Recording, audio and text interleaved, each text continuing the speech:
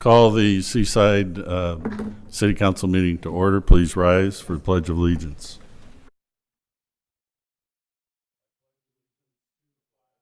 United States of America, and to the republic for which it stands, one nation under God, indivisible, with liberty and justice for all.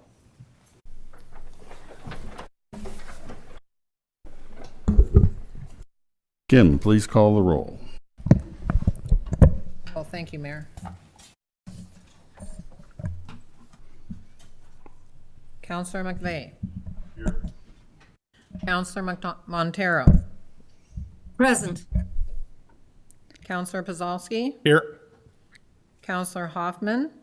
Here. Councillor Binnicker. Here. Council President Morrissey. Here. Mayor Wright. Here. Thank you. Yep. We need to remove item 14B from the agenda, councilors. So could I have approval for the agenda as amended? I'll second. It's Councilor McVeigh, Council President Morrissey. All those in favor say aye. Aye. Any opposed? Motion carries. Tonight we have Tina Toyas from Clatsop Community College, and she's going to introduce our proclamation for today.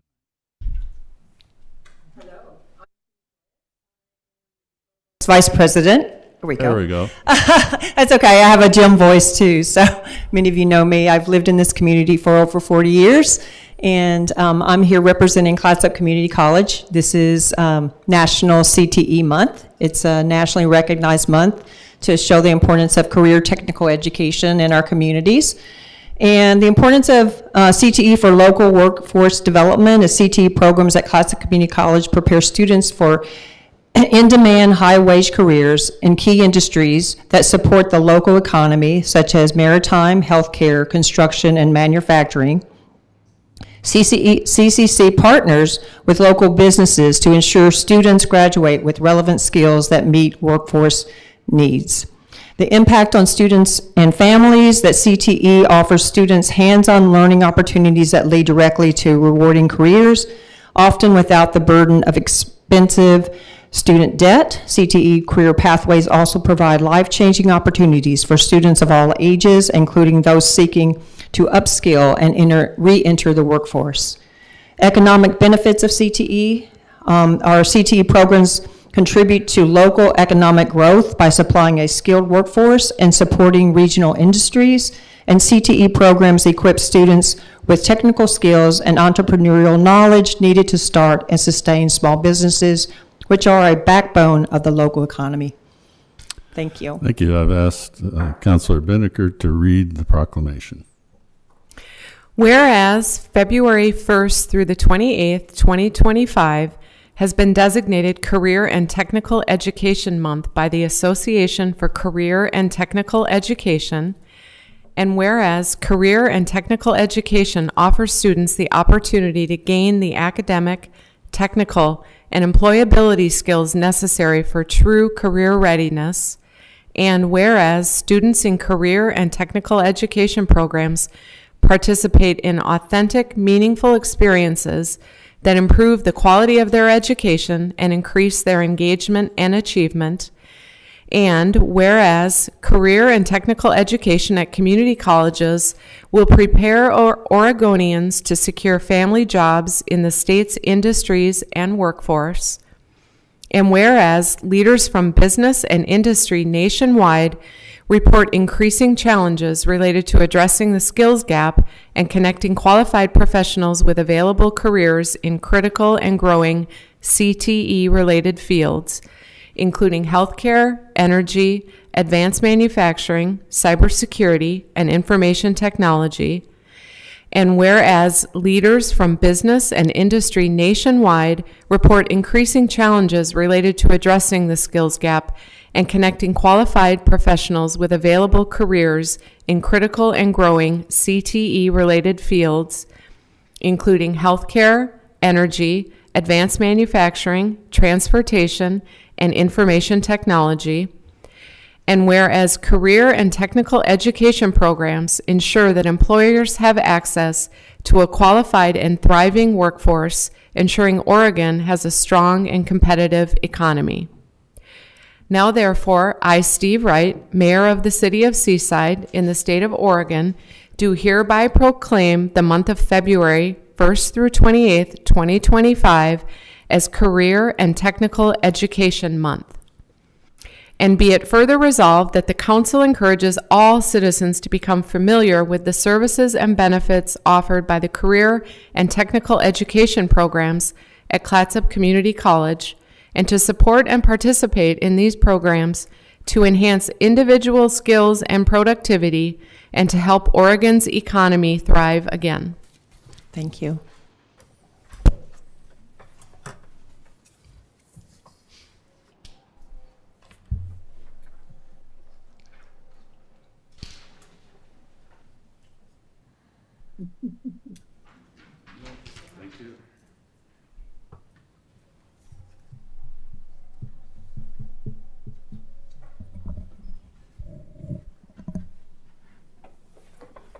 Many of you are aware that Clatsop Community College recently hired a new president.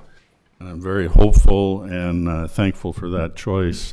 He has made tremendous strides already towards moving and perhaps a little more towards South County and finding out what we need to do down here and how they can best suit and help us. So I encourage you to get involved, particularly those that are maybe of a little younger age, although it's not limited to that, and get some great training.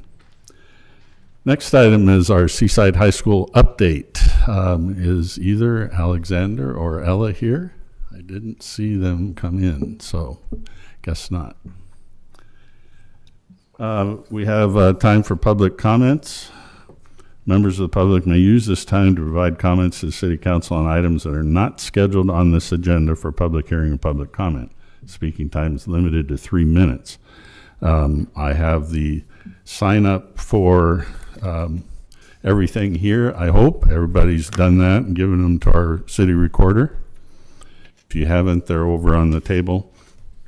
We are going to move all of the items related to or all of the comments related to item 14C to that time in the agenda. I have a registration from an Alex Stein. Is he here, or was that supposed to be on Zoom? It's on Zoom. Not showing. Okay. Dan Shore.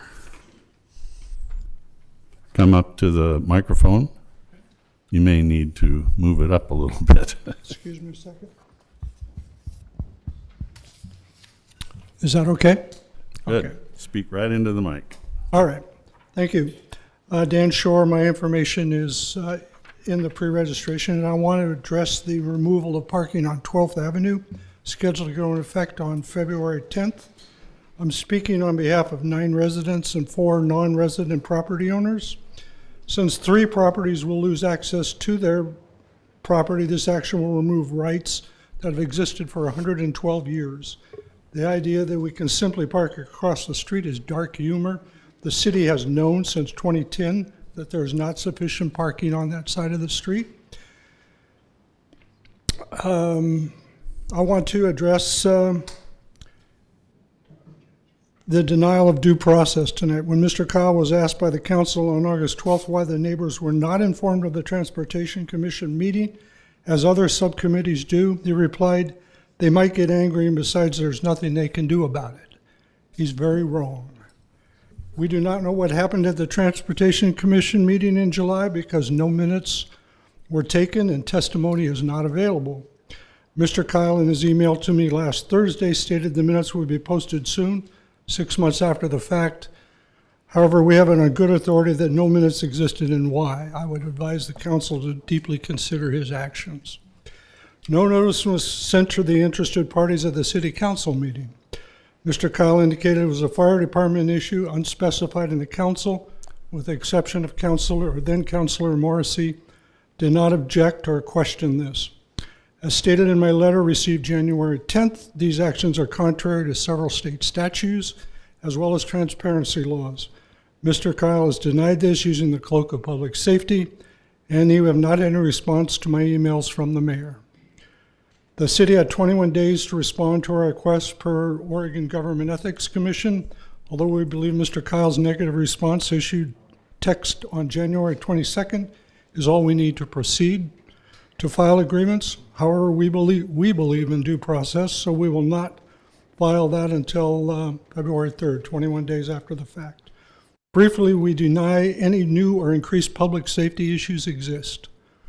Mr. Kyle, in essence, claims he has sole discretion to take permanent property rights without due process. He and the city do not.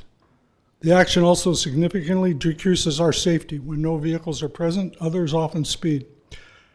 As stated, the city absolutely does not have the right to permanently take property rights without due process and compensation.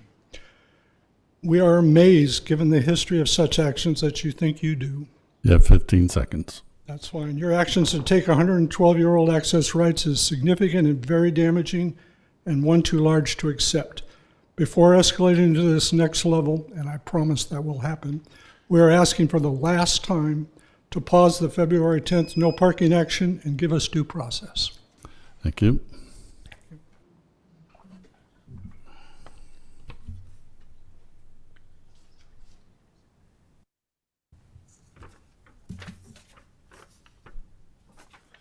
Were there any other comments related to anything not regarding the parking issue on later on the agenda? Okay. Close this time for public comments. Does any counselor wish to declare a potential conflict of interest? Anything else on the agenda? Okay. May I have a motion for approval of the consent agenda? So moved. Second. It's Council President Morrissey and Councilor Pasulski. All those in favor say aye. Aye. Any opposed? Motion carries. We can pay the bills. Tonight, we have something that's a little bit unusual in that we're actually going to do interview process for our library board during the committee meeting, during the council meeting. We don't normally do that. We do it during our work session, but in order to make sure this happened before the next library board meeting, we're doing it tonight.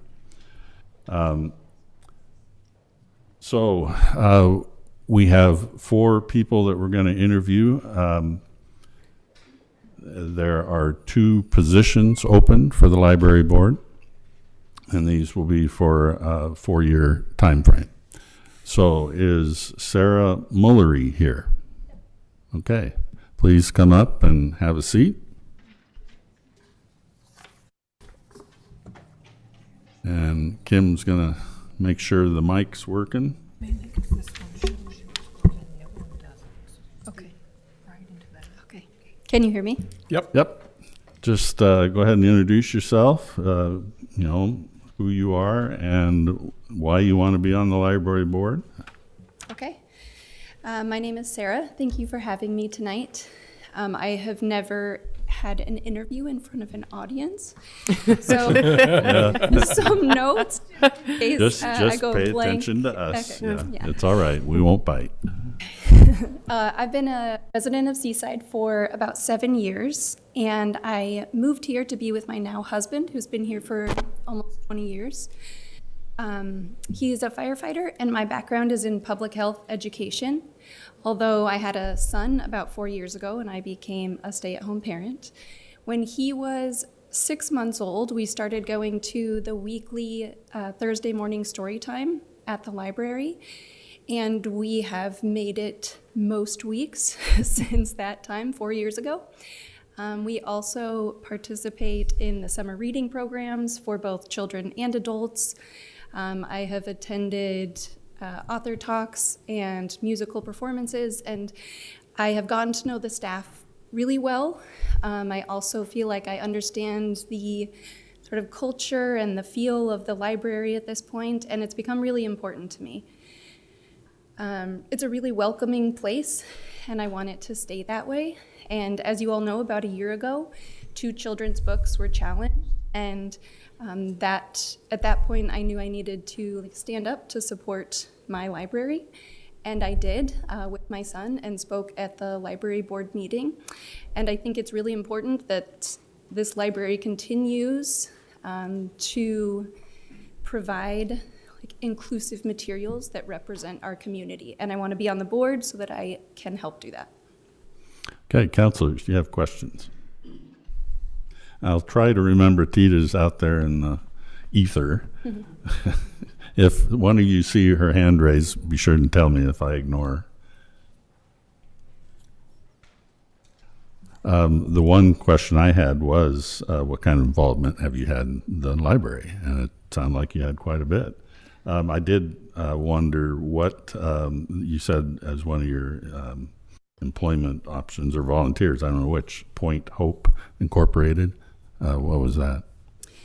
Yeah, it's a nonprofit organization that I worked for about 2 years, and they have a location here in the U.S. in Washington and another in West Africa, and I worked in the West Africa section of the nonprofit for that time. And then when I came back, I started volunteering on the board. And what's the purpose, or what's their mission? Sort of public health and social services. It was set up in a refugee camp. Oh, okay. Providing services and public health and mother and child clinics. As far as the time commitment, is your schedule flexible enough to be able to attend the majority of the meetings? Yes, I have family in town and a spouse who's available. Sarah, what do you think is the most important responsibility of being a member of the library board? I think to listen to the community and have our library reflect what our community wants. You have questions for us? I don't. Okay. Well, thank you very much. We'll likely be talking about this shortly. Pamela Schwenzer, is she here?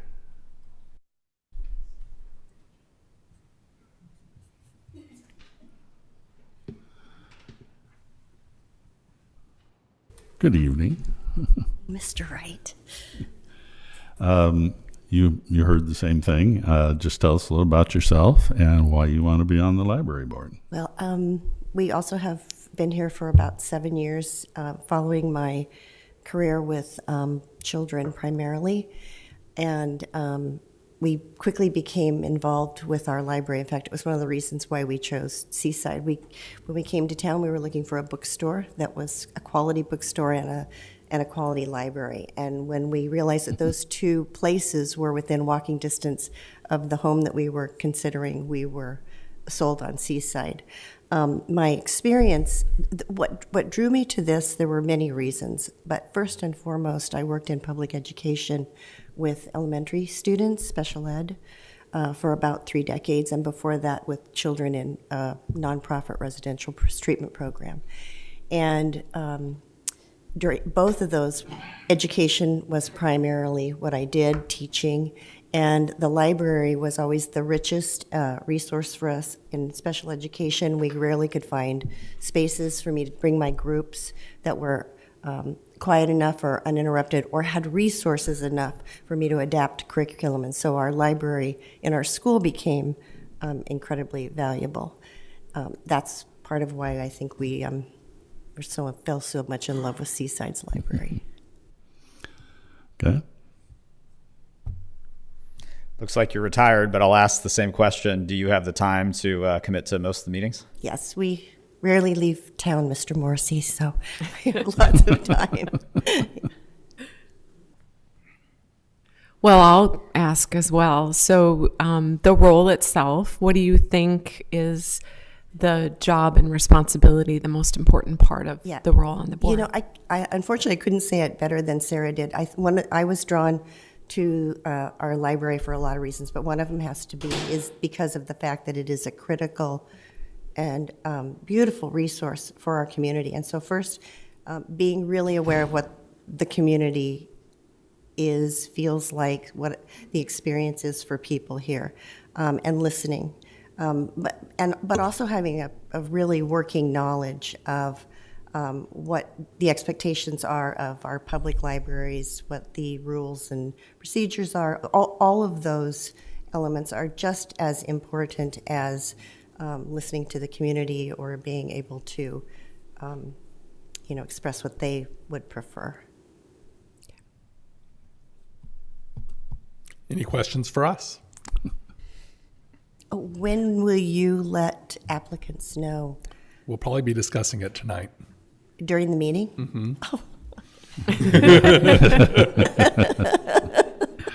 Okay, thank you, Pamela. Thank you. Thank you. Joyce Hunt.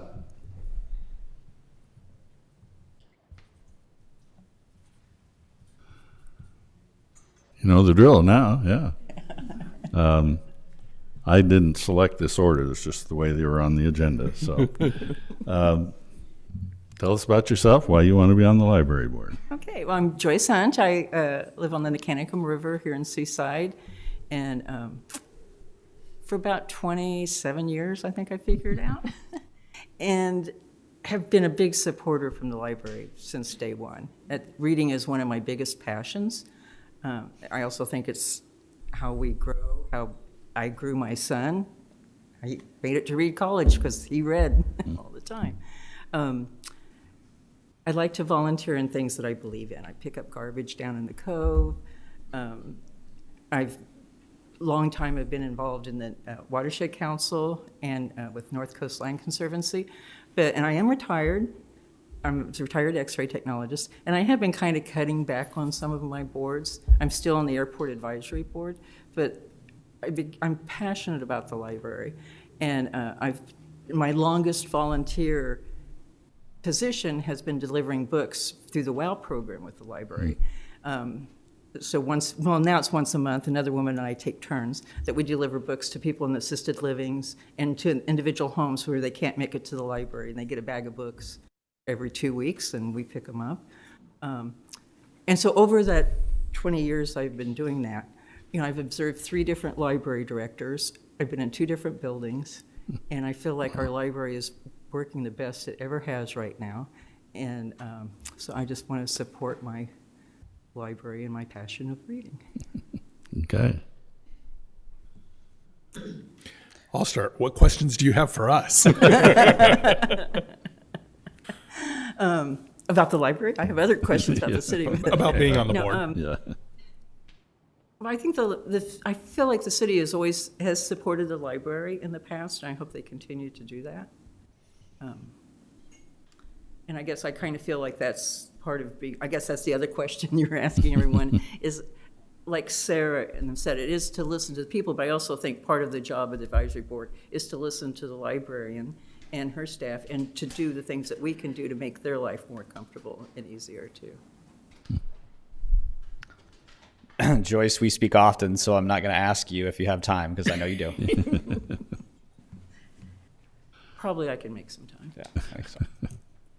Joyce, how do you think you could make a difference as a member of the library board? That's a good one. I think all 4 candidates are really good.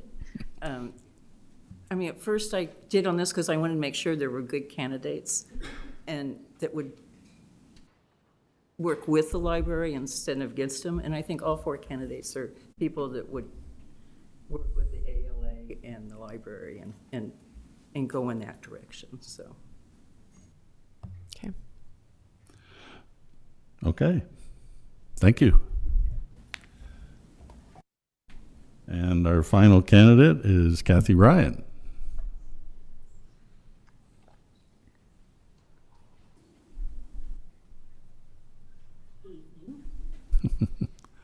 Hi, Kathy. I think I know the drill. My name is Yeah. Kathy Ryan. And yes, I do have time for this. I have always felt since from a very young age, and spending much of my time at the A.K. Smiley Public Library in Redlands, California. It was a haven. And one of the first things that my husband and I always do when we move to a new city is to go to the library and get our library card. And it is a place that I find peaceful and calm, and it is a hub of a city. It's like what the general store used to be in the Old West, where you can meet, connect, form community, and be active. I have for the last 11 years been a member of a nonprofit board, first with USA, which is the Ukulele Society of America. And I was there for 3 years, and I'm currently serving my last year of a 9-year term with Coaster Theater board in Cannon Beach.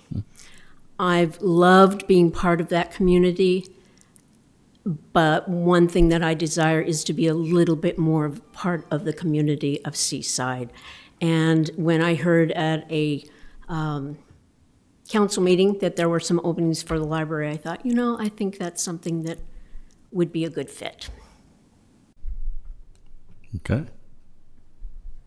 Did she already get everybody's questions? I have one question. Yes. How long did you live in Redlands? I only ask because I graduated from Redlands High. Honey, I grew up there. Oh, okay. Yeah, I was there. Another terrier? Yeah. Yeah, okay. Terriers all the way.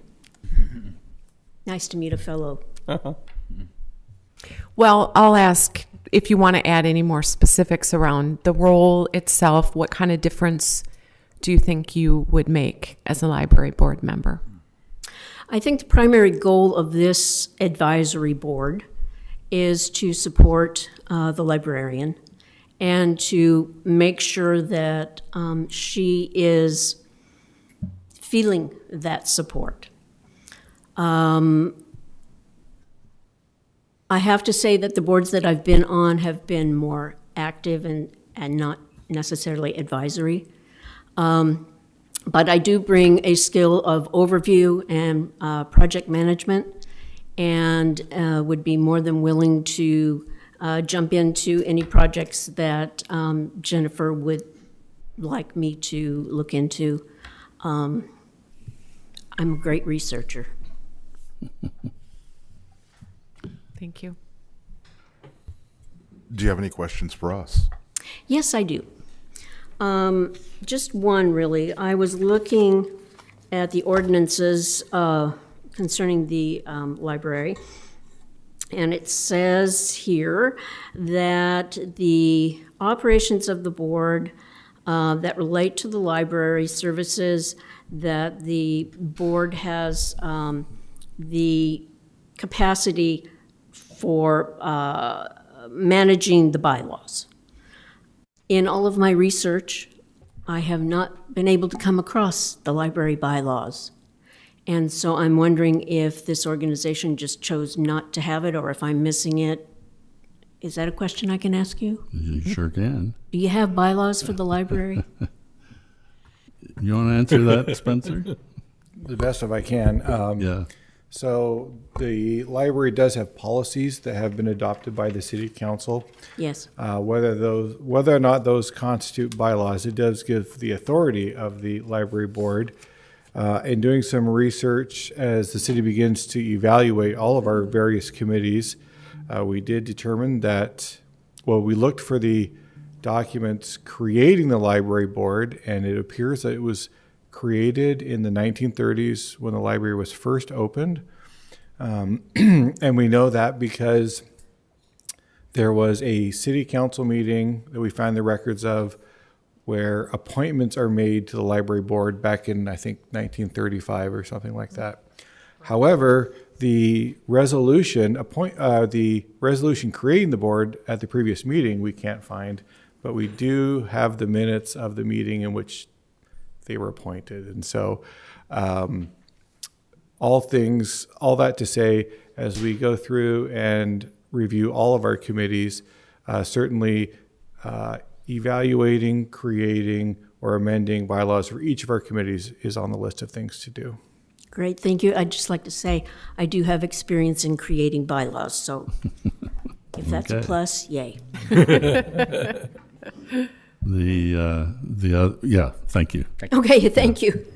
The unique thing about the library board, in case people aren't aware of it, is that it's actually something that has state regulations regarding. But there still should have been a resolution or an ordinance or something in this city that followed those. So that's just one of those things we're going to try to find out. Thank you very much. Yeah, 4 excellent candidates for just 2 spots. It's going to be tough. I did want to mention, though, that one of the things that the mayor does is appoint council liaisons to all of our boards, committees, and commissions. And I thought the councilors already know this, and I don't know whether the website's updated or not, but each board, committee, or commission now has a liaison. For the airport, we have Councilor Chris. Community Center, it's Councilor Tita online. Convention Center, also Councilor Chris. I felt okay doing that because the airport only meets every other month. The library is going to be Councilor Heidi. Parks Advisory is Councilor David. Tourism Advisory is Council President Seth. And Transportation Advisory is Councilor Seamus. And then Tree Board, which we haven't had an official one, is also Councilor Tita. So these councilors will be the council's method of finding out what's going on, both to tell the boards and committees and commissions what the council is doing regarding their group, as well as finding out what those boards, committees, and commissions, which we are going to maybe try to figure out how we can just call them by one thing. We'll see. So a conduit back and forth to make sure we know what's going on. And like Spencer said, we're going to be revisiting all of them and making sure that we know what to do with each one of them, and they know what to do with us. So we do have 1 vacancy on the Airport Advisory Committee, 1 vacancy on the Budget Committee. Budget is coming right up, and we're going to be moving into that very shortly, so it'd be nice to get that position filled. Just another side note, the Budget Committee here in Seaside, and again, it's actually a state thing, each counselor is on that committee, and then there is an individual resident matching each council. In other words, there's 7 of us, and there's 7 residents of the city. So we need 1 more. And then the library board, we're going to have a tough time right now, but we need to vote. And I think what we'll do is just each counselor will do the roll call again, and have each counselor state which 2 they want to choose. Like I said, this is very tough, and I'm so thrilled that there's 4 excellent candidates for these 2 positions. Hopefully, if you don't get a position on the library board, you'll volunteer for one of those other committees. Yes. Well, and something else that should be mentioned is, since the library board is regulated by the state, there's term limits, so there's more turnover, so it opens up quite frequently. There'll be 2 more terming out, in 2 years, I think. I think they're set, so it's 2 years and 2 years. So, Kim, would you please call the roll? And Spencer, can you help make sure we get the count right? I will try to do it, but I'm usually mess it up.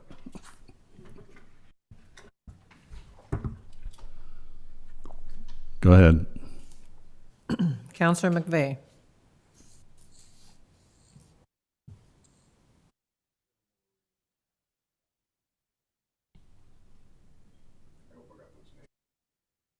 Good.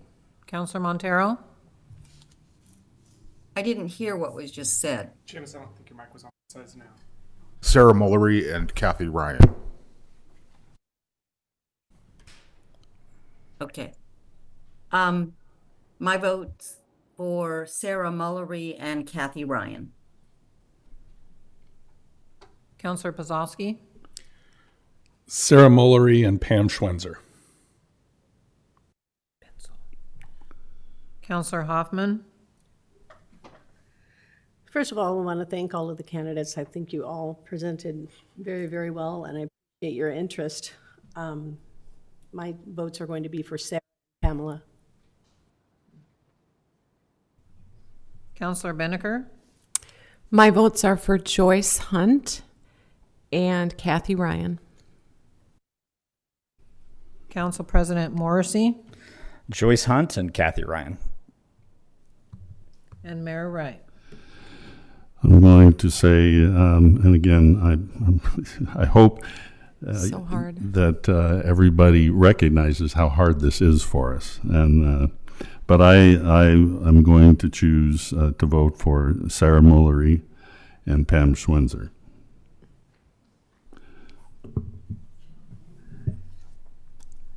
So my count that I see is 5 for Sarah and 4 for Kathy.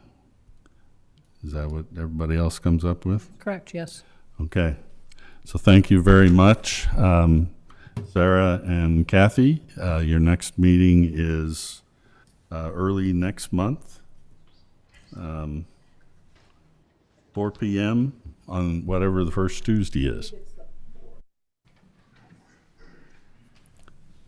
February 4th. February 4th. There you go. Thank you very much. Wow. So we'll move on to unfinished business. There wasn't any. Next is a liquor license application, Aquamarine on Broadway. And we have somebody here. There he is. Hello. Hi. Please tell us, you can sit down if you'd like. Sure. Whatever's more comfortable. Tell us who you are and what's going on. What is Aquamarine on Broadway? Hello, everyone. My name is Angelos Maharis. I am a co-owner of Aquamarine on Broadway. It's going to be a micro hotel that is opening up on Broadway with a restaurant, lounge, as well as a bar, 2 bars on the first and the second floor. We'll be offering, I guess, kind of a breakfast, more American breakfast and lunch options, and then a Mediterranean twist on dinner options. And we are seeking to also serve liquor with our offerings. On the 3rd floor, we have 7 rentable rooms, which we are looking to do in a micro hotel status of short term. And we are also pursuing a catering license so that we can potentially offer liquor for catering events. Okay. I guess. Yeah. Any questions? When are you opening up? We're planning on opening up in July, August timeframe. That's what our projected finished project. Have you guys already started the remodel? Yes. Yeah.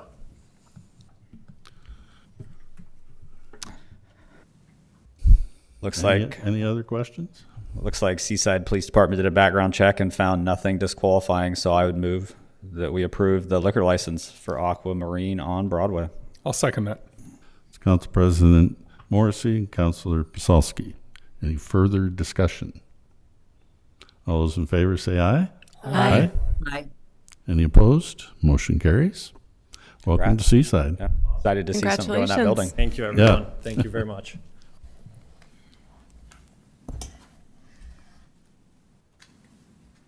Okay, we removed item 14B. Come on. We now are considering a parking request at the homeless camp for an entity known as Nourish Those in Need.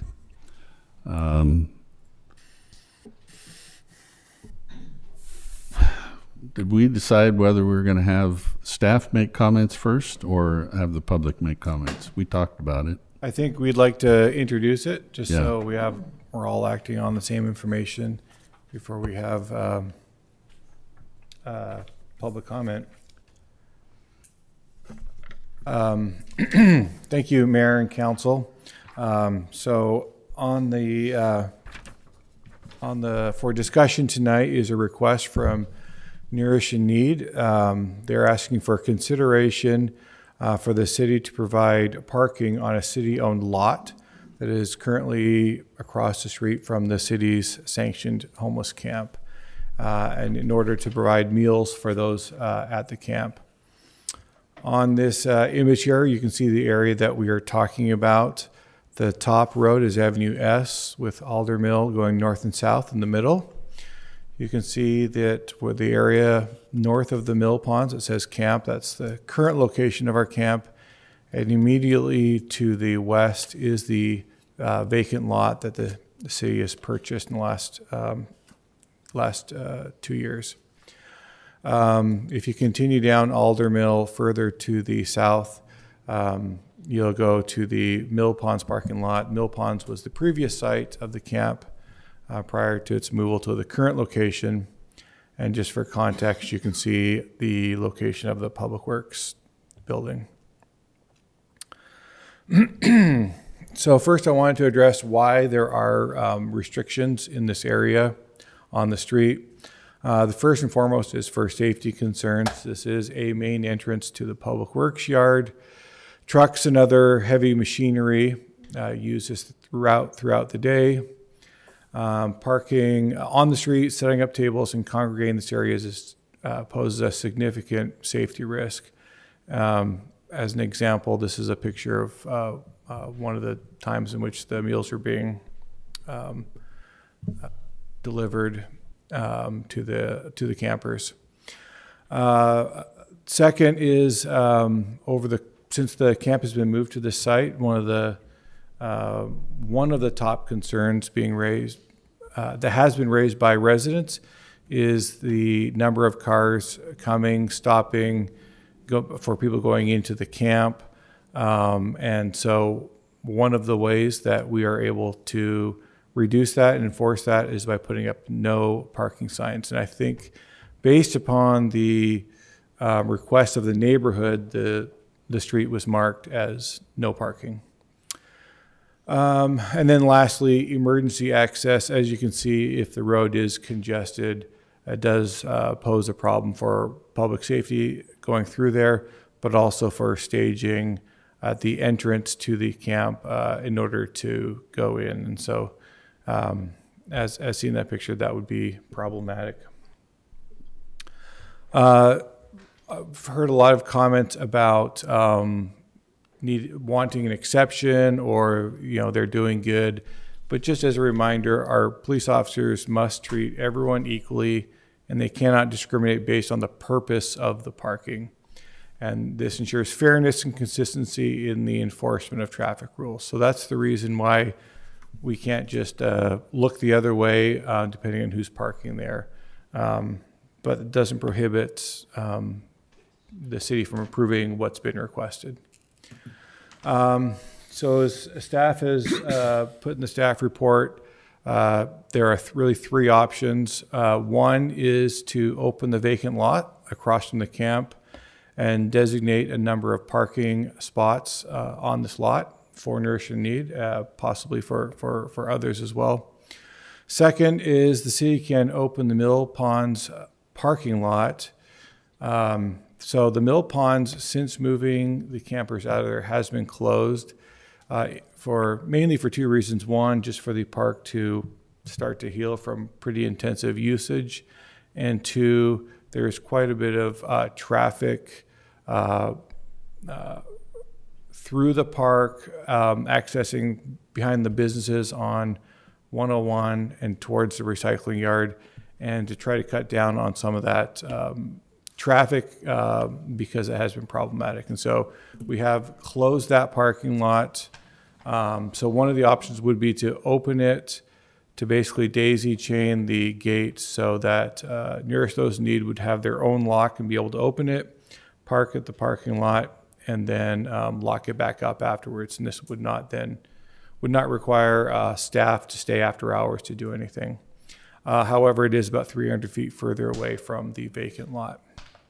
And third is another location, and that could be another location that nearest those in needs finds, or if the city council wants to designate another location. Some of the concerns, so many campers in our current camp are not taking steps to improve their conditions and find permanent housing. We believe that as the staff and the city council has been working on policies and ordinances, and we'll do some more in the near future, that all of these policies should encourage campers to make positive choices, not enable them to remain in their current situation. And what I mean by that is we have campers in the camp who have declined services and other housing options because they are comfortable or satisfied with staying in the city's camp. And so it's not that we are trying in any way to prevent people from eating or being fed, but when you can have a meal brought to your door and you don't need to leave your tent, it is difficult to encourage some of these individuals to actually accept the services when it's available. The other issue is attracting additional people to the camp. So we have noticed that there are people coming for these meals who are not participating in our program, and so it's drawing in additional homeless individuals to the area, which I think is not conducive to the neighborhood. As an example, recently KGW did a piece on this, and the homeless individual that was featured prominently in that story was someone who had previously been in the camp, but for breaking rules had been expelled from the camp and trespassed from the camp, but obviously was coming back to the camp and was there for that news story. And that's just an example of kind of bringing more to the neighborhood than is already there. If the council were to consider one of the locations on city property, staff would encourage you to consider having an agreement with Nourish Those in Need. I've put in here a couple of suggestions, things like hours of operation, number of vehicles, some things to release liability, meal scheduling. One of the recommendations is to schedule the meals to not start till 5 o'clock when the gate to the public workshop is closed and the employees are gone, so we don't have conflicting traffic. Having some rules around cleanup and things like that. I'll cover conditions one more time. So what I've presented for the council tonight are 3 different options as outlined earlier in the presentation.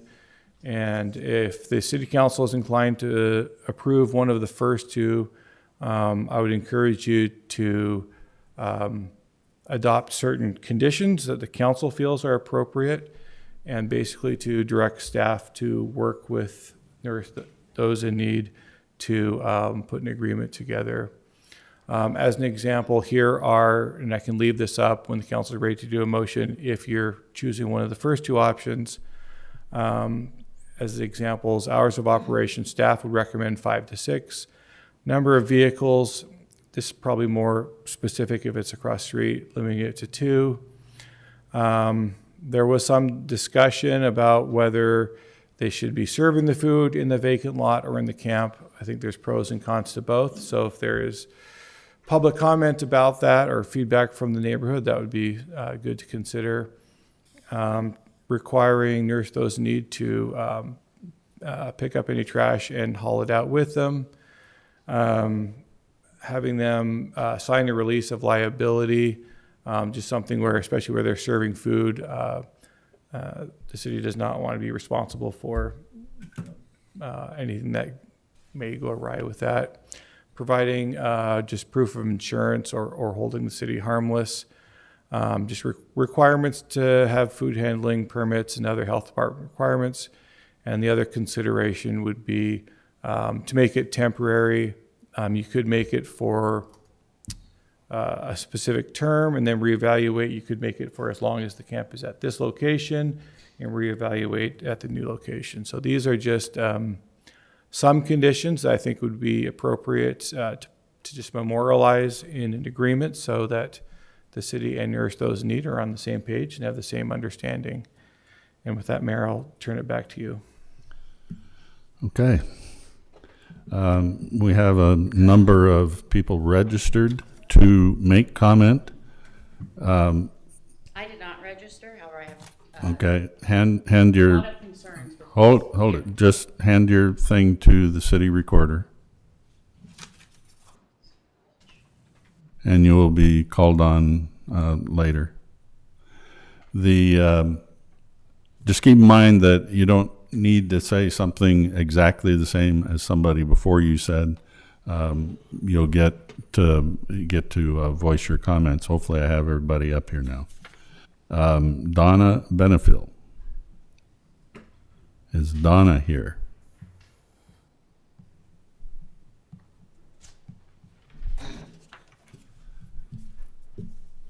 Might, yeah, tilt it down a little bit. I know I'm a little short. Whoop. Hi there, I'm Donna Benefiel. I live here in Seaside. One thing I think is on most of them, but at least state your city of residence, where you live. Seaside. Thank you.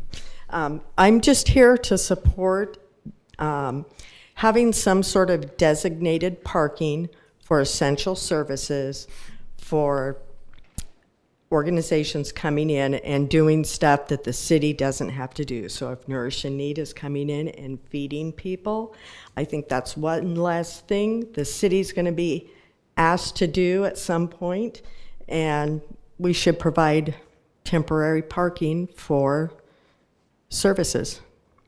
Okay. That's it. Thank you. Kinwin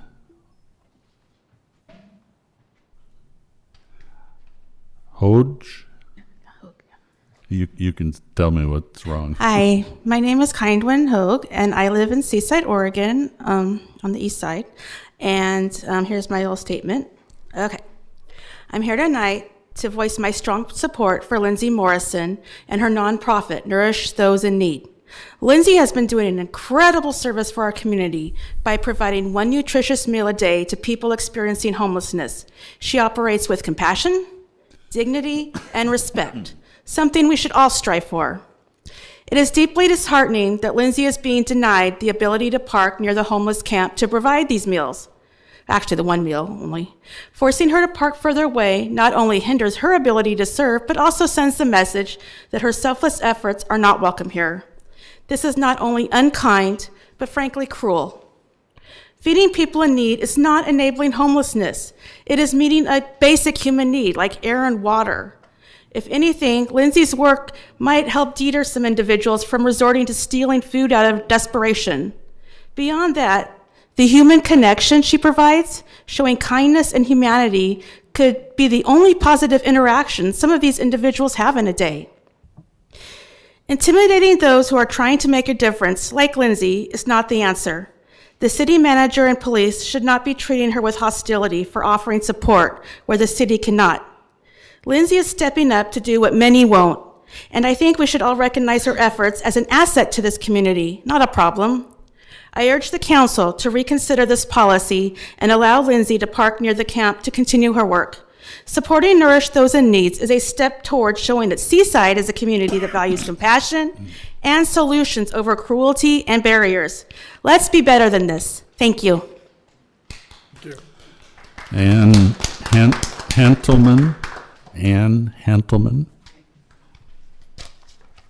My name is Ann Hantelman, and I live in Gerhardt, but I have been participating in as much support for the homeless camp as I possibly can.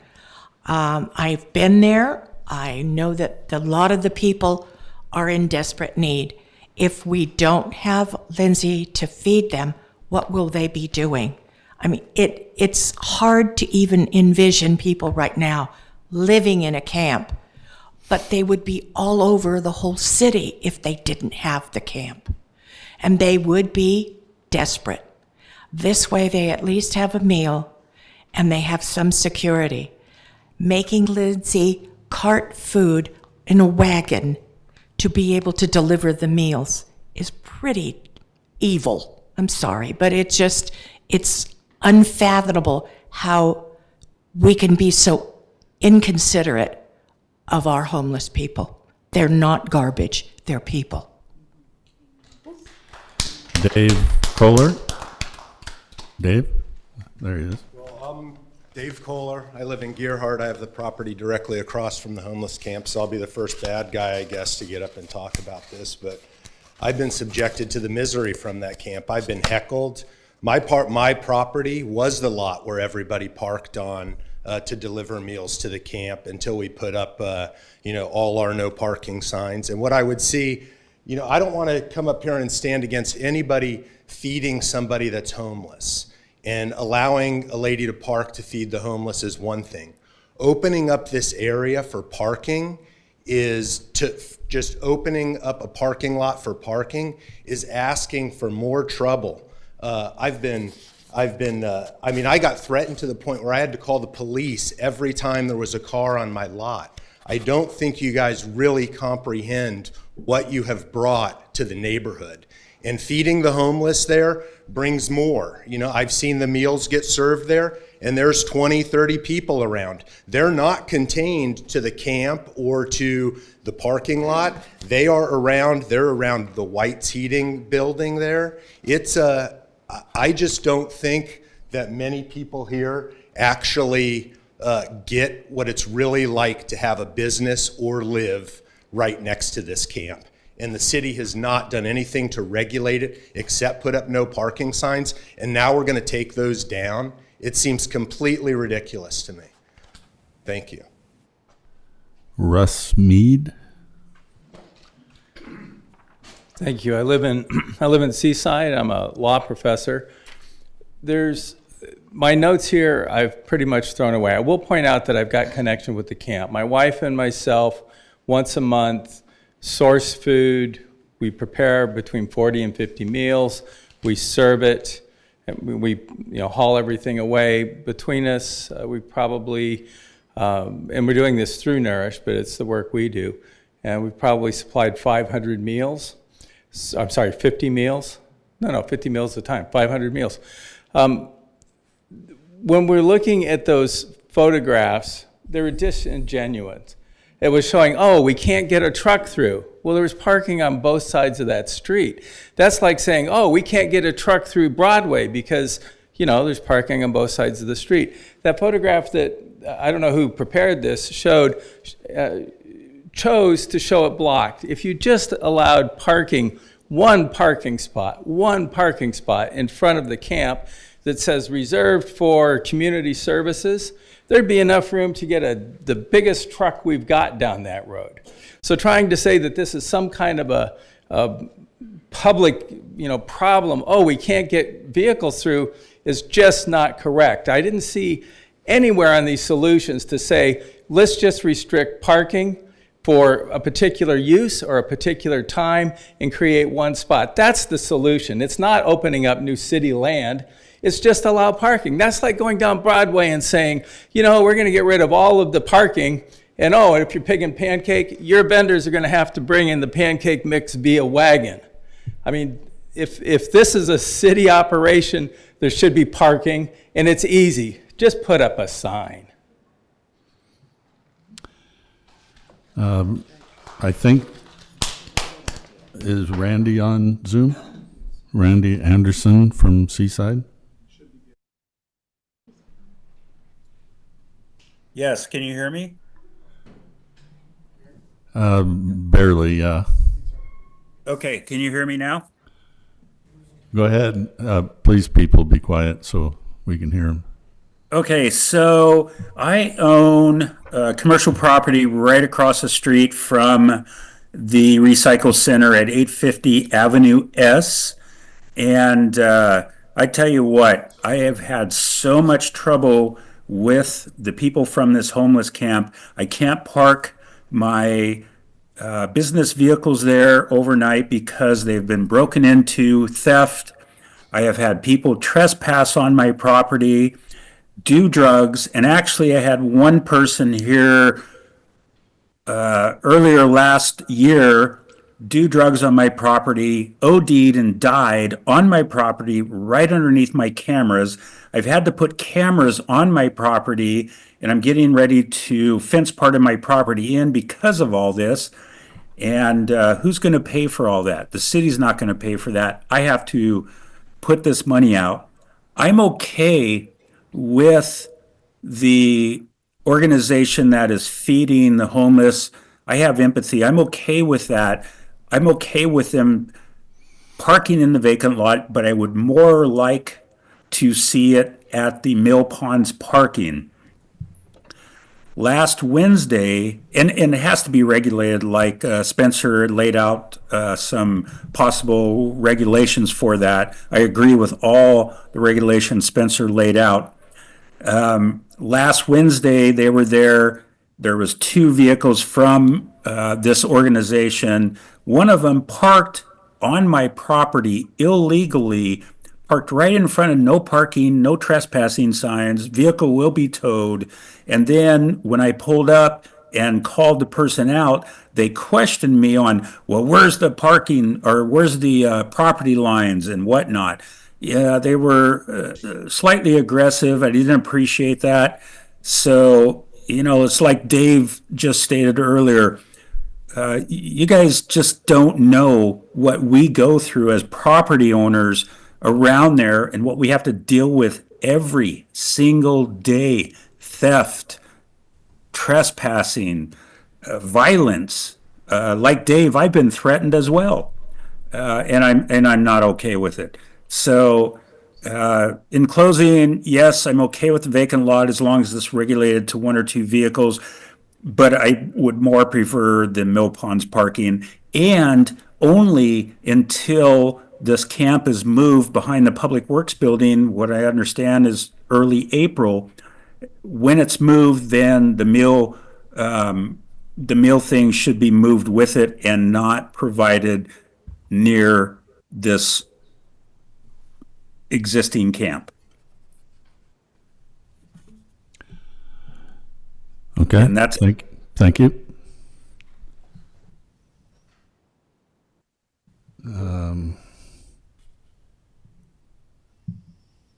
I think this one is just online. Keith Baker.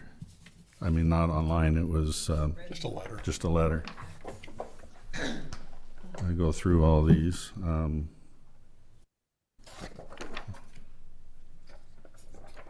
I'm kind of a late comer. I've been standing on the sheet there. I'd like to speak.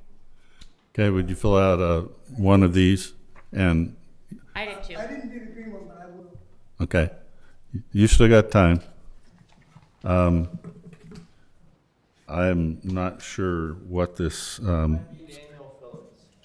like it. It looks like Daniel Phillips. Yes. Okay. I get that a lot. From I don't know how to spell Holiday. My curse is not the best. Can I say here? You got 3 minutes. Yeah. I have 2 minutes. 3 minutes. 3 minutes. Okay, so I got 2 things I want to talk about. My name is Daniel Phillips. I am very good friends with a lot of homeless people out there, and I have friends that are both on drugs and off drugs. It's very hard out there, I know, because I've been homeless for many years, almost 10 years. And, not everybody is out there being part of the hoodlum crowd, if you know what I'm saying. So I understand both sides of complaints, because the ones doing drugs and things aren't very respectful while they're in the process of doing their drugs. But if we had police presence on the neighborhood street routinely every day, are on their discretion, not when the public would know, but on their discretion, that would keep enough of the homeless on edge that are doing drugs from getting into people's neighborhoods and possibly doing drugs and ODing on their property. You know what I'm saying? I know this because they try to stay away from the cops when they're doing drugs. They don't like police presence. And if we had more of these neighborhoods being surveillanced, I think our town would be a lot safer. And on another note, I was also going to ask, what's going to happen with Rocky's body We don't know. from Mill Pond? It goes to the medical examiner. They deal with it. Okay. Thank you so much, y'all. Thank you. And again, I'm probably messing up the name, but Savay? Savay. Savay? Bye. I have Savay? three friends on the board. Teofilo? My friend He lives in Seaside. and my friend. Honorable Mayor and Honorable Councilmen and Councilwomen, my name is Sivai Teofilo, originally from the islands of Samoa. I have a title. I'm a talking chief for my family. I'm not here to speak to you as a talking chief. I'm here to speak to you as a resident and a homeowner of Seaside, and also as a helper to my dear friend, Lindsay Morrison. I became a volunteer with Lindsay about 2 years ago. I'm a retired public school teacher. I used to live in Portland, and now I live here.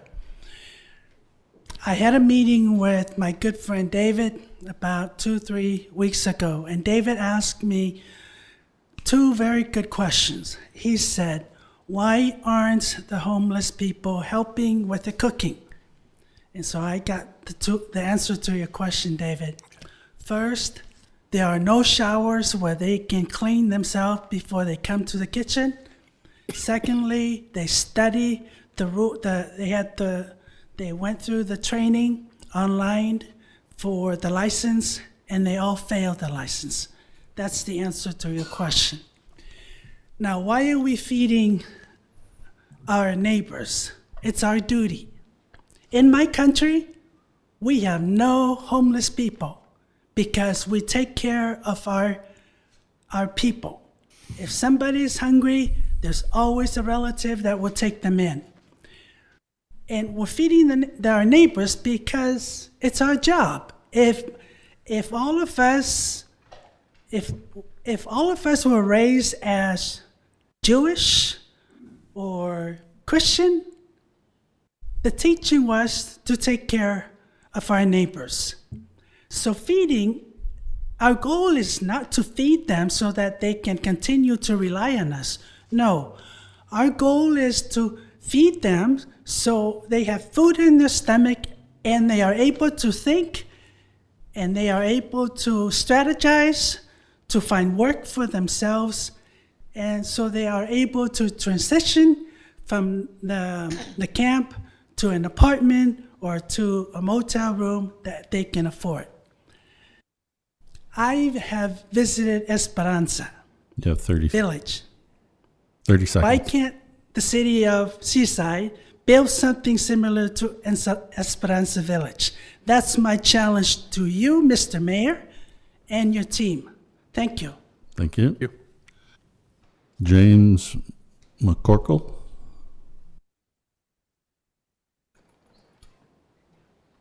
Address in Seaside. Oh, yeah. Part where the picture's out askew that says vacant lot. That's my backyard with my pear trees and apple trees. There. Come up to the microphone, please. I didn't realize I could point there. Sorry. Yeah, my name is James McCorkle. I live here in Seaside. My mom and I own 805, 815, and 825 Avenue S.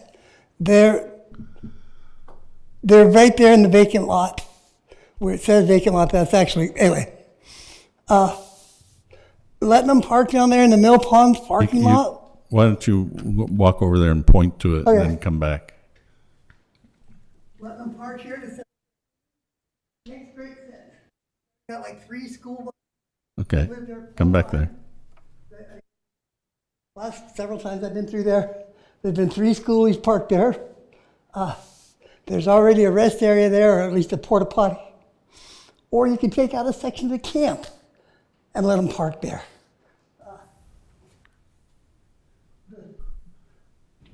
Let's see, southwest corner of the camp is occupied by a tent. Clear that out, make that be the feeding station. When we do move it to the south side of the city shops, I'd like to see this feeding station be placed close to the encampment there. Because you can't leave your camp.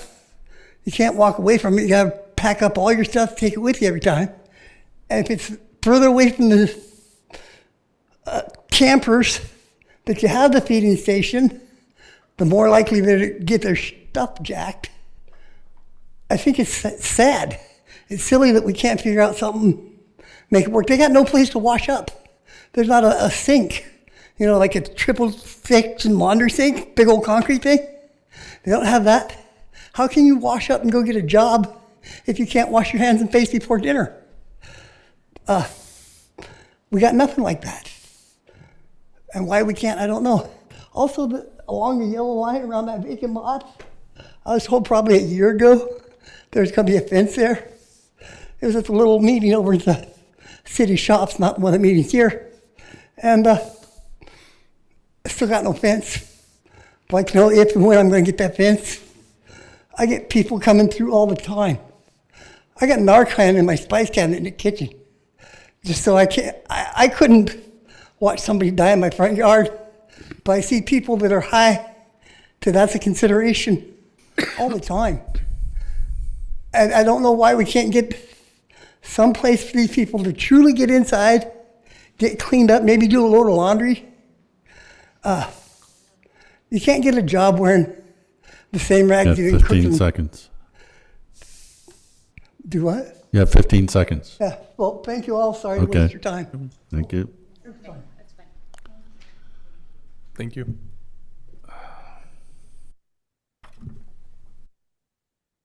Evalie? That's me. Okay. Um, And you live in Seaside? it's Evalie Hantelman. I live in Seaside off of Prom, and I originally wasn't planning on speaking until I saw the presentation. So before I get into that, on that street, there is plenty of room on either side of the road. It's dirt and or gravel. You do not have to park on the street to be there. I found the presentation to be extremely biased, lacking transparency, and frankly, I'm disappointed in the council and what they presented. I was here at the last council meeting. There was a call for opinions. I saw in multiple social media opposing and good views. I did not see in the presentation what was the public opinion, how many people said it should be, how many people didn't. All I heard were the cons. I did not hear any balanced view of why this should or should not be. It appeared that simply the view of the council was, we don't want this, so we're going to show you the cons, and maybe at the end, show you some options. I find that irresponsible. Let me explain something for you. The presentation that's put together is put together by city staff. City council gets their information from the public through either online statements or from here at our meetings. So it's not a presentation that the council put together. This is the opportunity for the public to speak to the council about their opinions. Then the city council should represent what it asked the public to share. Or the staff should represent what it said at the last meeting. They asked for public opinion. I did not see that in the presentation. The public opinion was brought here to this meeting. No, it was very specifically said to send it online. Okay, time's up. Yeah. But it wasn't represented. We've all taken the time to read it, though. Just because, I don't know if you're asking for us to read everybody's statement out loud here. I would have expected it to be in the presentation, at least a summary. No. Okay, enough comment on that. Randy Stemper. My name is Randy Stemper. I live in Warrenton. I'm a businessman. I do work here in Seaside. I don't deny the fact that anybody needs nourishment. I think that creating a place for them to congregate close to the camp is a huge mistake because it's just bringing more people there. I don't know if any of you have tried to address the homeless person in that area. We've been here and discussed it before. I was doing maintenance for the Commons property. It specifically says no trespassing. I approached 3 different individuals in one day. I had a knife pulled on me and threatened from a homeless person.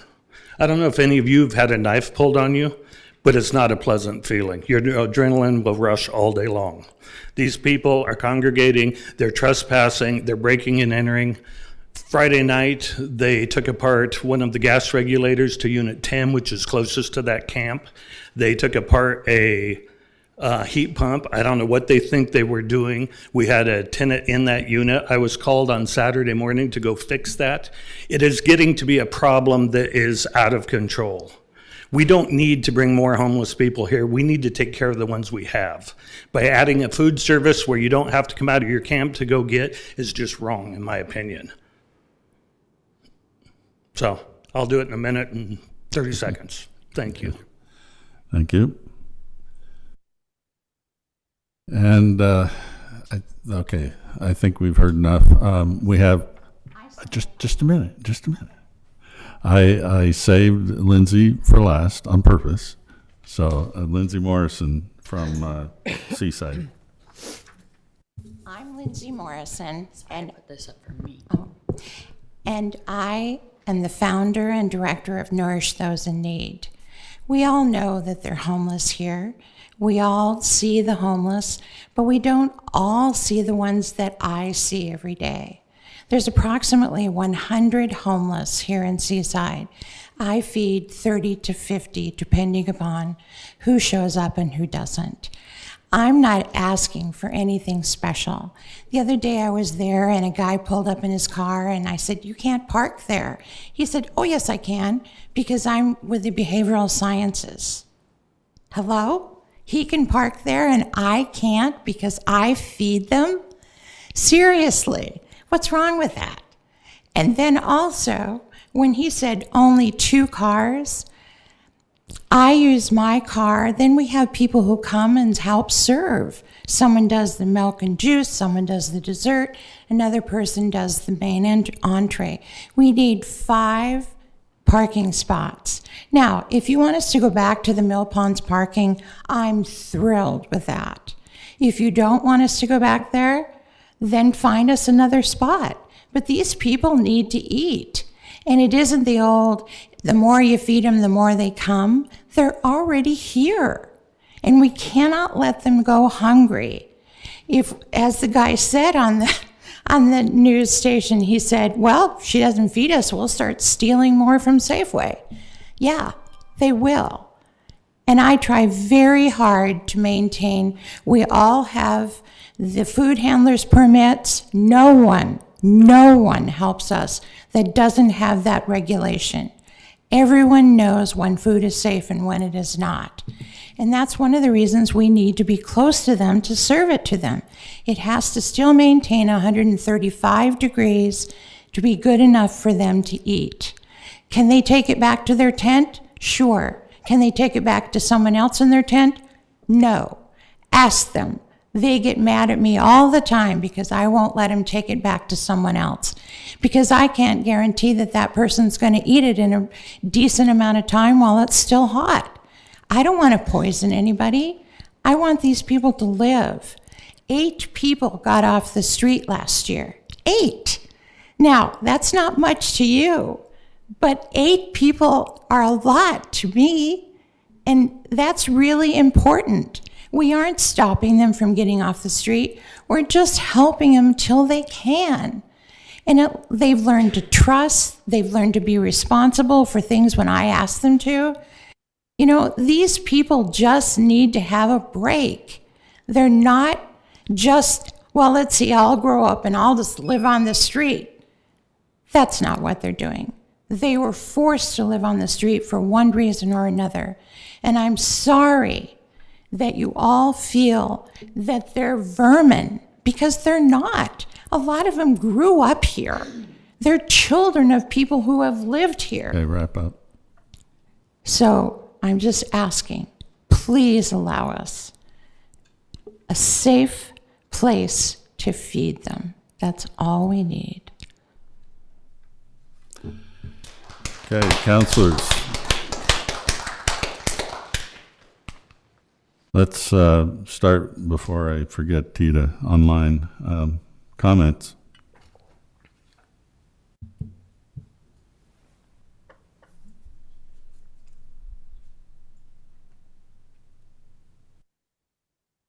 I'm not going to be the first one to comment on this.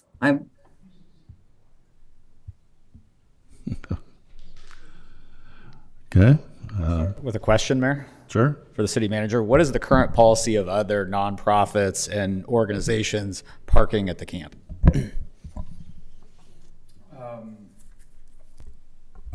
I think we would enforce the parking rules the same.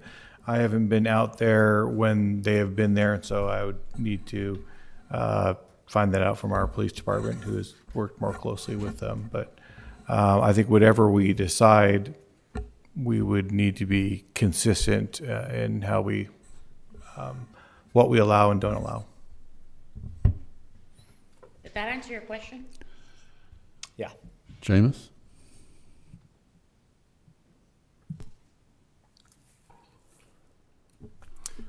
I need to give a little context to what I'm about to say. For those who don't know, I spent almost a decade living on the streets myself.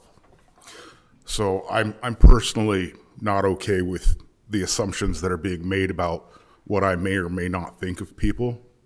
Moreover, I spent the last 2 years working in homeless services, and the more than a decade before that working in addictions. So that's kind of the approach I'm bringing to this conversation. And I apologize about my voice. This is kind of a important thing for me. In my time being homeless, I know that the idea of food being brought directly to my door was unthinkable. Food was accessible every day at various feeds where I was. But we had to go to it. We had to take some responsibility for our own actions, whether that was Portland or San Antonio or in Florida or New York or wherever I happened to be at the time. I don't think it's unreasonable for us to say, use the Mill Pond parking area where it was before. There's plenty of room there for it to be, for everybody to be served. There's controlled entry through the gate if we daisy chain it up. I know there's this idea that we're punishing Nourish for what they're doing. But the first time I went down that street 4 years ago, before Nourish was even formed, there were no parking signs on that street. So that's a long-standing policy, and I would have to find out how long it's been a designated no parking zone, but this is not something we're doing to punish anybody. That's been this way for a while. I think everybody needs to eat. That's my opinion. I think it's a biological fact that we need to eat. And so I would say you need a spot, but I don't think it needs to be in the space that's been designated as no parking for at least 4 years. So. Christine? I'm going to ask Spencer a question first too. On the vacant lot across the street, is there any fencing, chaining? Is the Mill Ponds the parking area that has the security around it now? Yeah, so the Milk Ponds parking lot, I wouldn't say has security all around it, because there are a lot of places to get into that park. but it does have fence and gate across the road accessing it. The lot to the west of the camp was purchased in part in case we wanted to use that to relocate the camp, just to get it away from Avenue S. And if we were to move the camp there, we had plans to do more significant fencing. Okay. But when the choice was made to move the camp not to that location, but to behind Public Works, that's where the emphasis has been, to put new fencing in. And frankly, if when that does happen, I don't see much of a need to be fencing this property, just because I would hope that there's not, people on that property that shouldn't be there. There wouldn't be a reason for that. But had we moved the camp there, we had plans to put in fencing and have some separation from the neighboring properties and things like that. There is some delineation between the road and the lot. I'm going off the top of my head from when I was out there last week, with some eco blocks on the ground. There may be some cable fencing so you can't drive your vehicle through or something like that now, but that could be easily reconfigured to create some parking spaces without going all the way into the lot if we didn't want to. Okay, thank you. I'd like to rebut that real quick. There's probably 3 to 5 people every day come through there. As it is today, without the feeding, without can't be moved there. Please hold your comments. So what I'll start with is there has been a lot of comments on this, and one of the things that strikes me is the passion around this topic. And so I have in my mind, it's a balancing act. So I understand the compassion, and I have a lot of respect for the work of Nourish Those in Need. I also have another side of me that the balance to me is around safety, and safety of all of Seaside and all of its residents. And so I typically try to think about, don't let great be the enemy of good. So what might a good compromise be? And that's where my head has been going. Any solution that we come up with, I think, is temporary until the camp gets moved. So for me, this is only a solution that would go until the new camp is created. And at that time, I would like to have the discussion again about what is the next iteration, or what makes sense at that point when the camp is moved. I also think that the balancing the equity around the parking there for whoever is coming to help at that camp, that we should be consistent in how we administer whatever parking solution we decide on as a council. And the other point that is sticking with me is around the time frame. So having a specific time frame where everyone knows that that is the time frame that this is happening, that we balance that with the personnel at Public Works traveling down the road, or whatever other businesses would be impacted at this time. So I guess framing it around a time frame, the duration of it only being through the new camp being built, and creating a consistent parking area for everyone who might come to that camp for one reason or another for service is important in my mind. All that to say, it seems like the Mill Ponds parking area as a temporary solution is the best of the solutions on the table that I know of.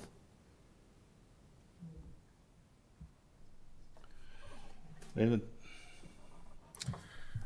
I'm going to kind of be all over the place because I've tried to look at this really from a 30,000 foot view, and I have some questions first, and then I have some comments. Where does CCA park currently? Do we know? I think that was the question that Councilor Morrissey asked, and I couldn't tell you for sure, other than probably parking. I would assume parking off to the side of the vacant lot, but I haven't heard anything specific. Okay. Where the no parking signs are? Okay. I know they've been going through a transition of who they have working for them or whatnot. So, several of us counselors went out to the camp last Thursday for the camp cleanup and got to talk to some of the residents there. Got to talk to police department, public works, to get a bunch of information as far as what's happening in the camp and what the concerns are. The residents themselves have issues with outsiders coming into the camp. They have a problem with them coming in, basically asking for charity from the people who are camping, and then not leaving and causing problems. And somebody mentioned theft earlier, not having lockers, and that's their biggest fear, is people stealing the stuff that they need, electronics, chargers, those types of things. So being able to keep out outsiders is a huge piece of this. We mentioned that, the camp is going to be moving. So right now we're talking about a 2 to 3 month permission to use a parking location. And then the question becomes, how do we determine what agencies or groups or organizations or people are going to be allowed to access the camp? Because the purpose of us moving the camp where we are, fencing it the way we are, putting cameras up the way we are, putting lighting in the way we are, is to keep those outsiders out of the camp so that the people who are there have a safe place to stay. The question for me becomes, do we have that discussion of what those qualifications are now and be able to move forward, or is that something we readdress when the camp gets moved? And so the question that comes to me, and it's come up a lot of times, in fact, Lindsay has mentioned it before, is the idea of enabling the addictions of the people who live there. And to say that a few people are on drugs or alcohol there isn't accurate. It's a vast majority, if not all of them, have drug and alcohol problems. So I went on to get some information online. Seamus probably knows this, better than anybody, but I wanted to find out what is meant by the term enabling. And so I'm going to read a few passages, just because I think it's educational and valuable for us to have an understanding of why you get pushback from the police department, the city, whatever, regarding the idea that feeding these people could be considered enabling their behaviors. What is enabling? Enabling refers to the behavior or actions of the loved ones of a person struggling with a substance use or mental health disorder that perpetuates unhealthy and dysfunctional patterns of behavior, including continued substance misuse. Enabling is any behavior that prevents another from facing the consequences of their destructive actions. Once someone recognizes the way they are enabling someone, they can begin working with the addicted individual to create better solutions to the problem. Enabling behaviors include repeatedly bailing a person out of jail for behaviors like drunk driving or buying drugs, lying to others about the extent of the addicted person's drug or alcohol misuse, making excuses for the person's substance use or related behaviors, frequently assuring the addicted person that the substance use is not a problem, denying the impact of a person's addictive behavior. Signs of enabling mental illness include making excuses for negative behavior, ignoring or downplaying harmful or negative behavior, and taking care of your loved one's responsibilities for them, such as paying bills or cleaning their personal space.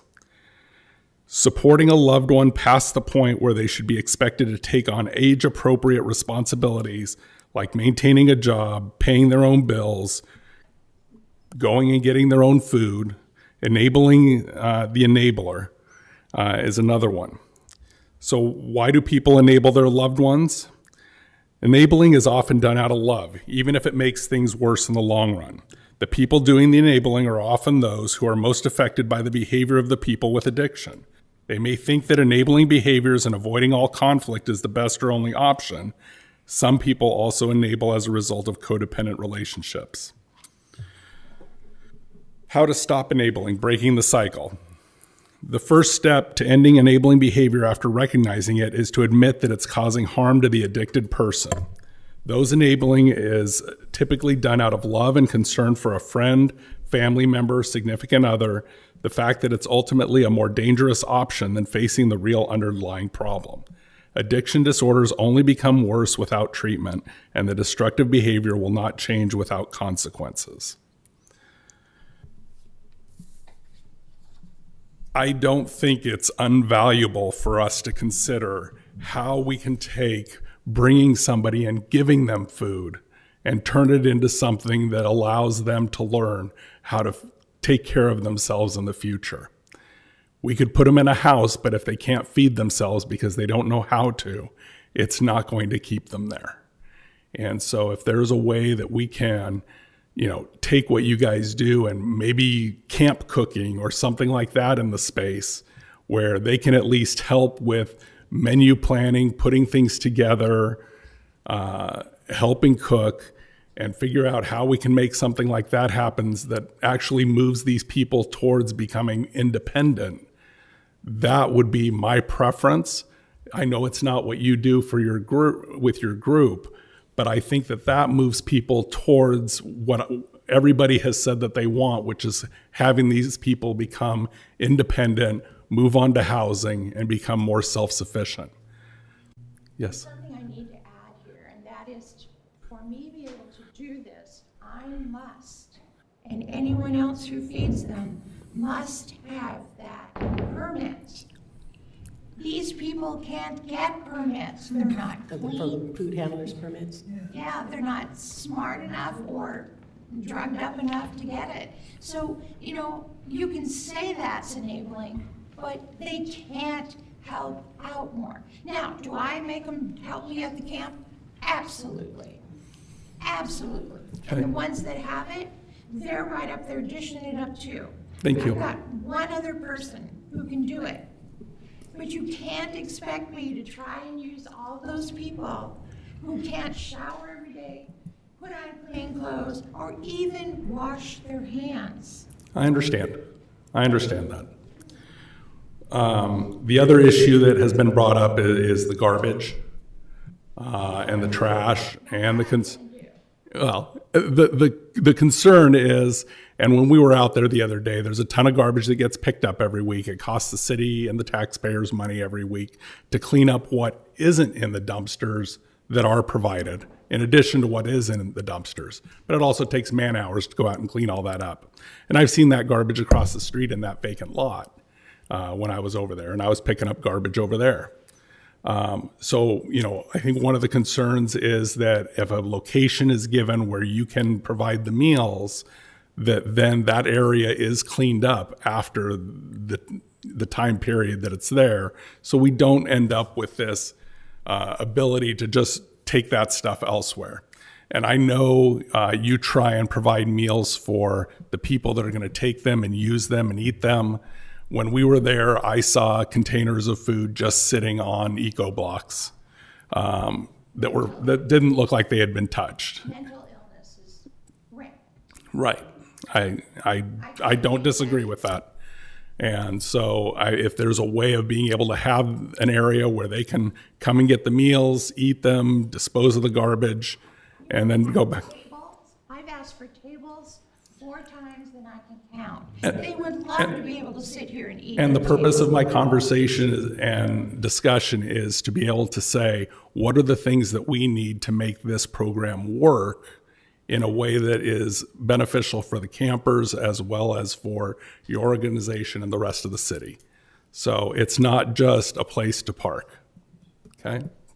Thank you. Thank you, David. Heidi? Well, I'm the one that asked that this discussion get put on the agenda. So you can all blame me, but I think it's pretty simple that people need to eat. Whether they have a substance abuse problem or a mental illness, people need to eat.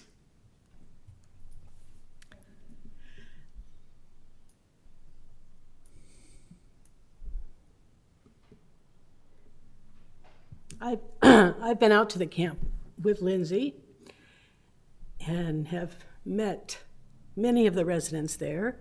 They were all very polite and appreciative of the items that I brought out. I brought clothing out, I brought tents out, I brought tarps out, brought food out. This lady is providing an unbelievable service to the city, and all she's asking for is a couple of parking spaces. I think it's pretty simple. We have a vacant lot. We have other agencies that are using the lot. If you want to put up a parking sign that says by permit only and give the chief of police the authority to issue a parking permit, you can do that. That would be simple. I was dumbfounded when I heard that Nourish Those in Need was suddenly told during the Christmas season that they couldn't park there anymore. What are we doing?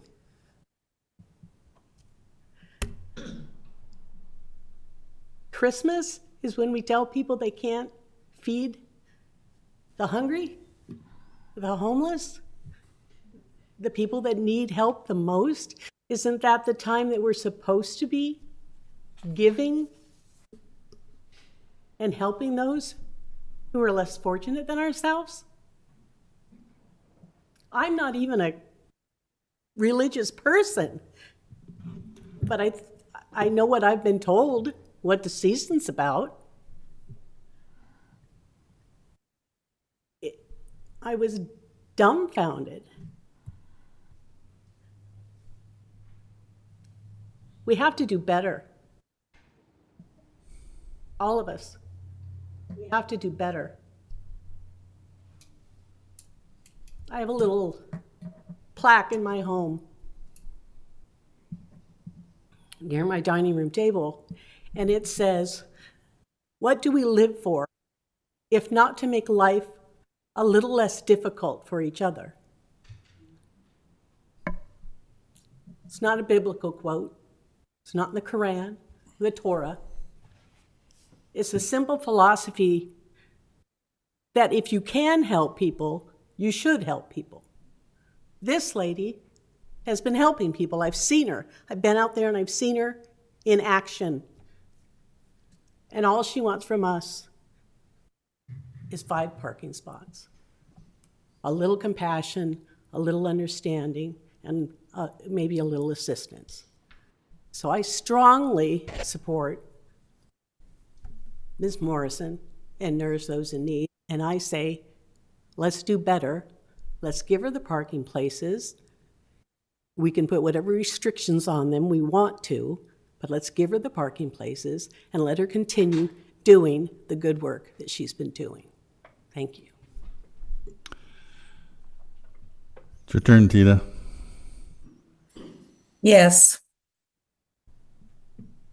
I think many people know that I have actually been involved with our homeless population going back to when we had the camp at 10th and Mechanicsum. One of the things I see this seems to be about is the philosophy that if food is not taken directly to the place where the homeless person is, the homeless person goes hungry. And I have not found that to be true in my dealings. and in the times that I have been in the different homeless camps. Back when we had the camp at 10th and Nicanicum, which was an illegal camp and was not recognized by the city, I would go and visit with the residents fairly frequently, and Seamus was there with me. And the people who were there had food, they were cooking their own food, they were taking care of themselves. They were not expecting people to bring them food. Every Sunday, for many, many years, we've had Sunday supper. And when I go and I work there, I see people from our homeless camps going to Sunday supper and getting fed and getting food to take back to some of their friends in the camp.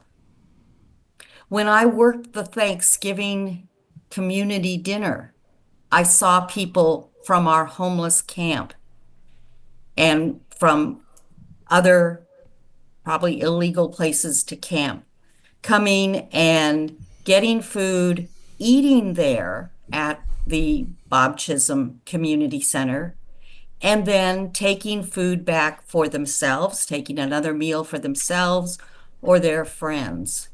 So I think this philosophy that food has to be taken to the person in the tent is, I don't agree with that philosophy. I'm not seeing that that is true. When we say that people will not leave the camp to go and get food, I see the people panhandling at Safeway. I see the people using their food stamps at Safeway. So I can't agree with that. When we say people won't leave the camp, and yes, they do have fears about things being stolen, as we were told by Kim on last Thursday when we took a tour of the camp, that they're afraid to leave their things because people are coming into the camp. I don't think they're so afraid of each other stealing things, but people coming into the camp and stealing things. And yet, people do leave the camp to go and collect cans, to go and do other things. So for us to assume that people have to have food taken to their doorstep, I have a problem with that. What we also know is that our plan is to have the camp moved by spring to another location. So anything we talk about here simply has to be talked about again. Given the philosophy that food must be taken to the camp, and in order to do that, the city has to provide parking.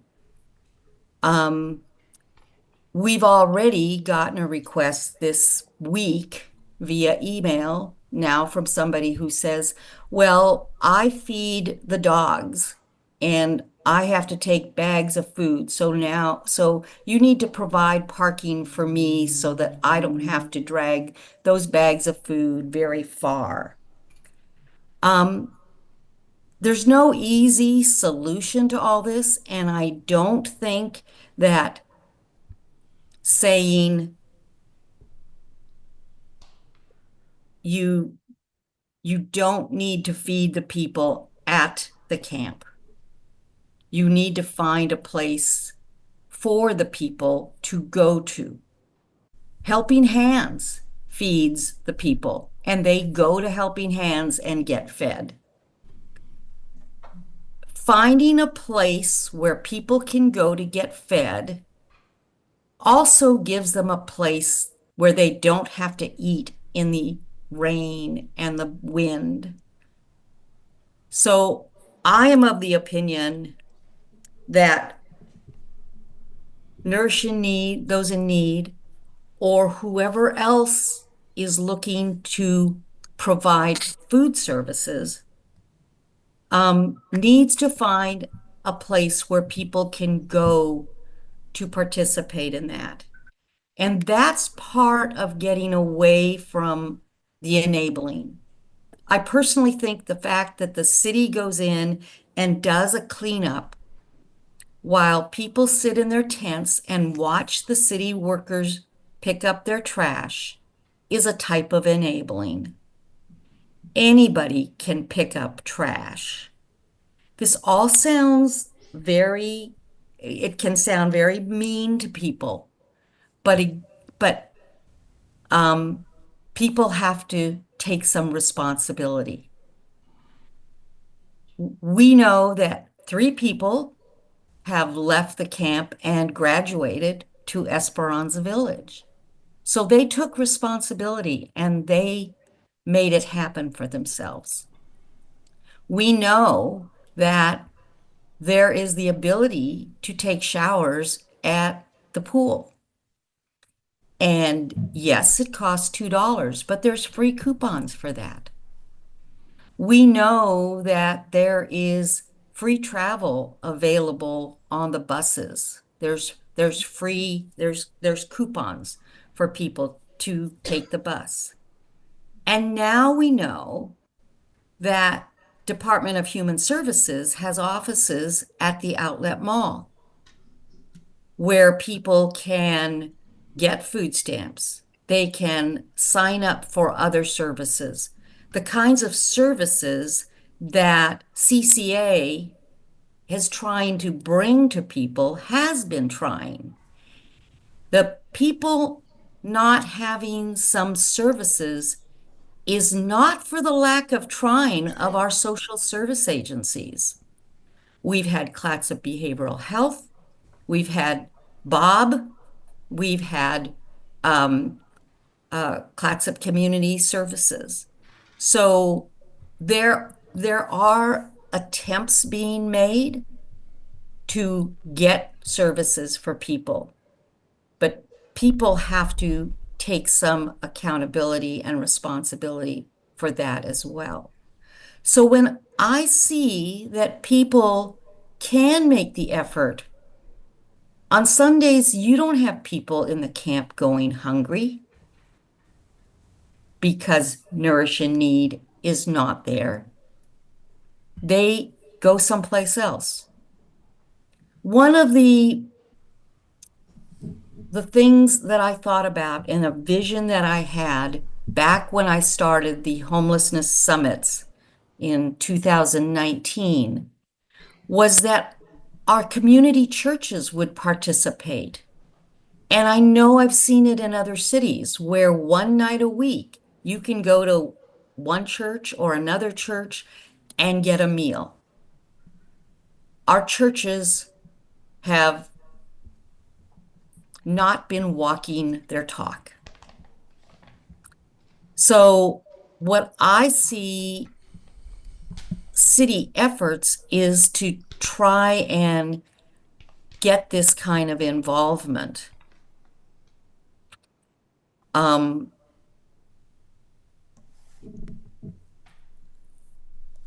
think that's about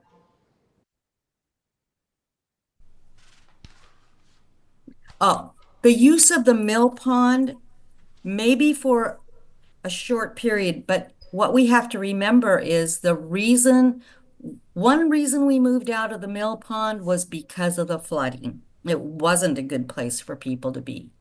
We went into the mill pond saying it was going to be temporary, because what we know is that the funder that gave us the money for the Mill Pond Park had requirements on it. And by us having a camp there or using it for parking, we are not honoring the requirements that were put on us by the funding we were given. So I don't want to see us forget that.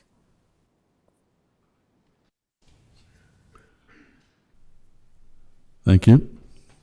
Council President. Just a minute.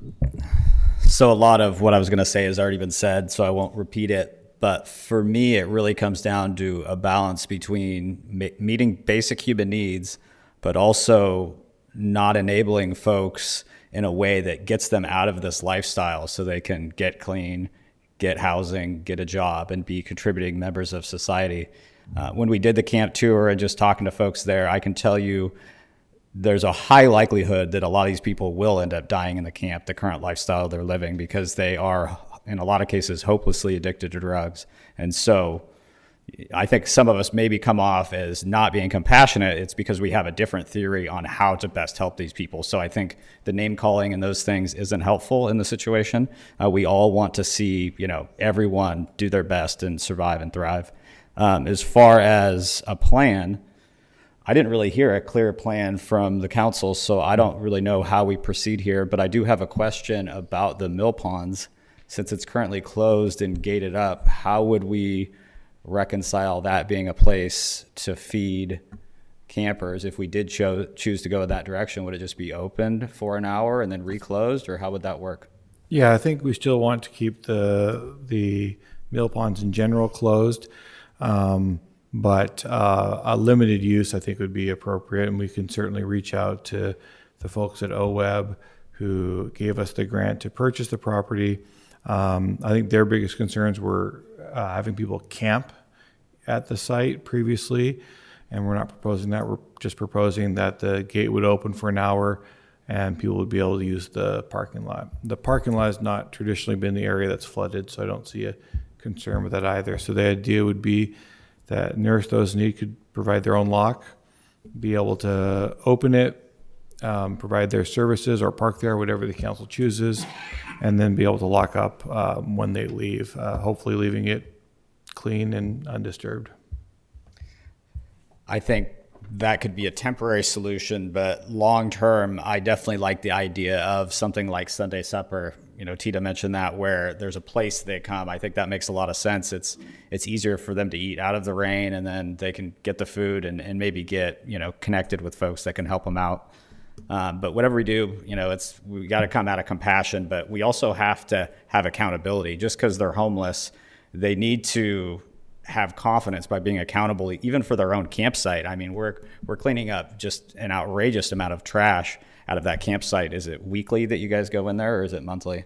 Depends on the situation, but I think they're trying to be more frequent and once a week. Okay, so whatever the strategy moving forward is, I think it needs to kind of have that carrot out there to help these folks be more accountable and hopefully get back to getting a job and getting their life together. Thank you all for all of those comments. The situation is a tough one. It always will be. Cities across this state all struggle with it. Some of them have lots of money, and they still struggle with it. They don't know, some of the same things, just on a much bigger scale than what we have here. I think Spencer's ideas of putting some regulations in there are helpful. I come to the point here just to say, I guess, that I think it's probably okay to go ahead with a very short, we're talking 2 months, opportunity for the process to continue the way you've been doing it.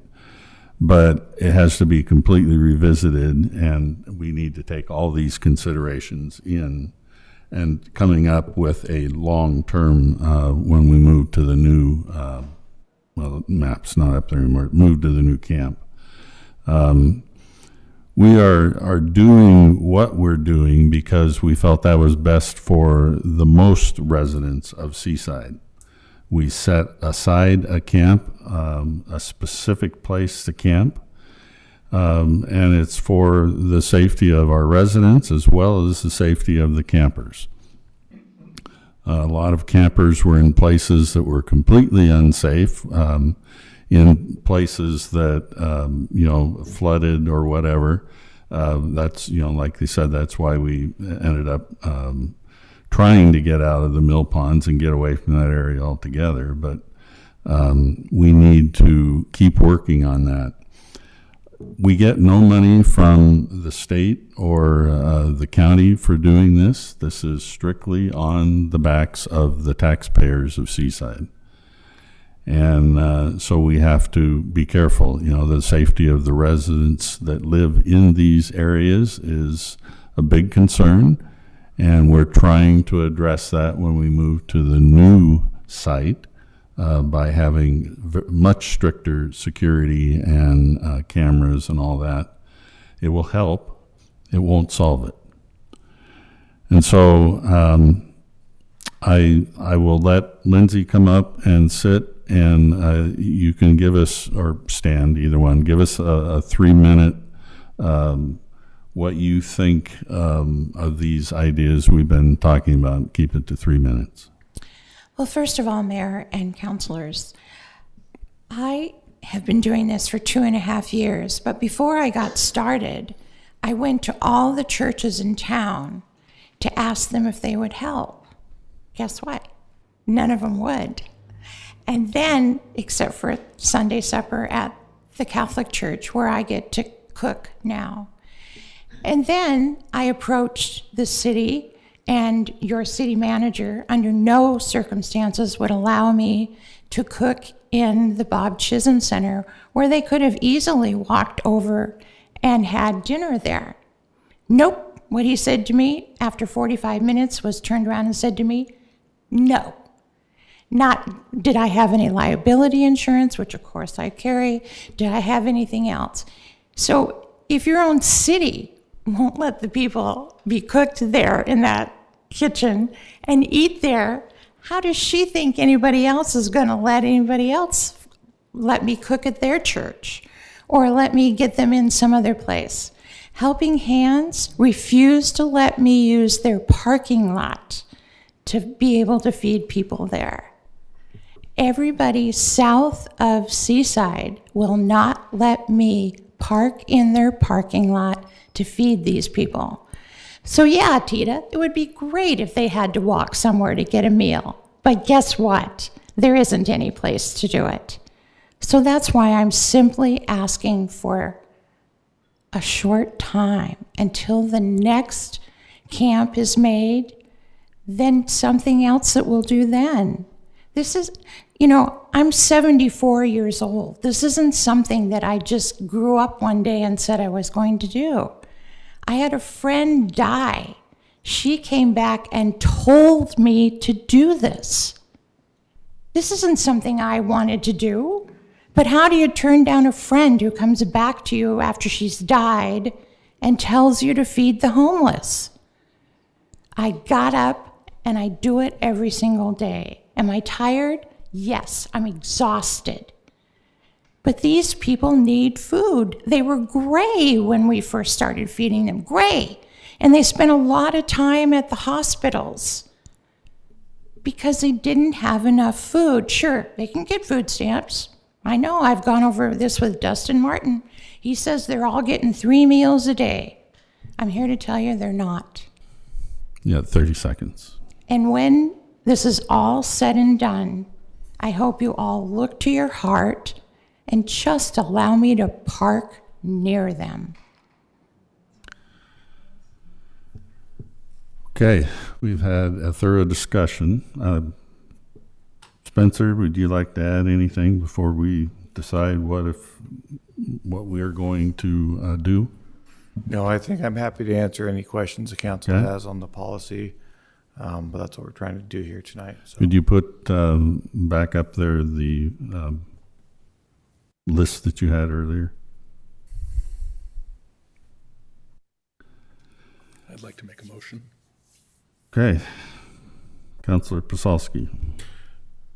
I move that we allow up to 5 cars to park at the mill ponds with the restrictions or conditions that are listed here until the camp is moved. and with the understanding that the site must be left in a clean manner daily. I second that. It's Councillor Psalski with a second from Councillor McVeigh. Discussion. Spencer, did you say that that vacant lot was specifically purchased for parking for the homeless camp? No, at one point, we had thought we may want to move the actual camp across from its current location to the new lot. We weren't sure, we hadn't decided, but there was an opportunity to purchase a lot. We also recognized that if we didn't move the camp there, the city could always use it for other purposes for public works since it's adjacent. So it was at one point considered for the actual location of the camp, and a couple of months ago, the city council voted to move it to the public works site instead of this site. So what is that vacant lot currently used for? Nothing right now.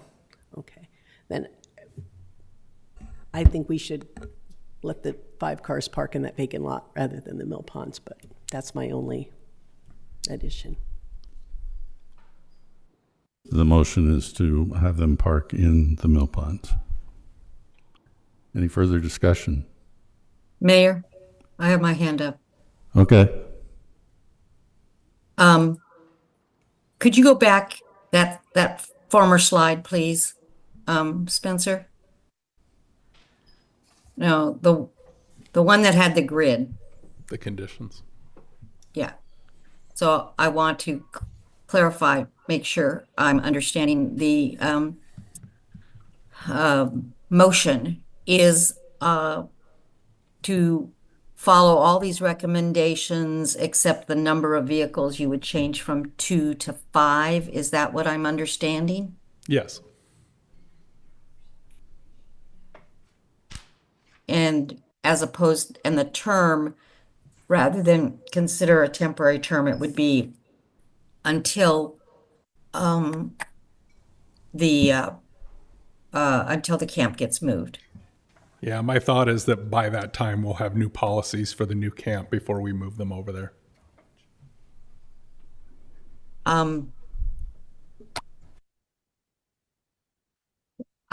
don't know that this could be added to this, but I would like to see that during this time that Nourish Those in Need also be looking for a place to reside, a place for them to have their own spot to give out food. And I don't necessarily mean something in a parking lot. I probably mean something more like in a rented building.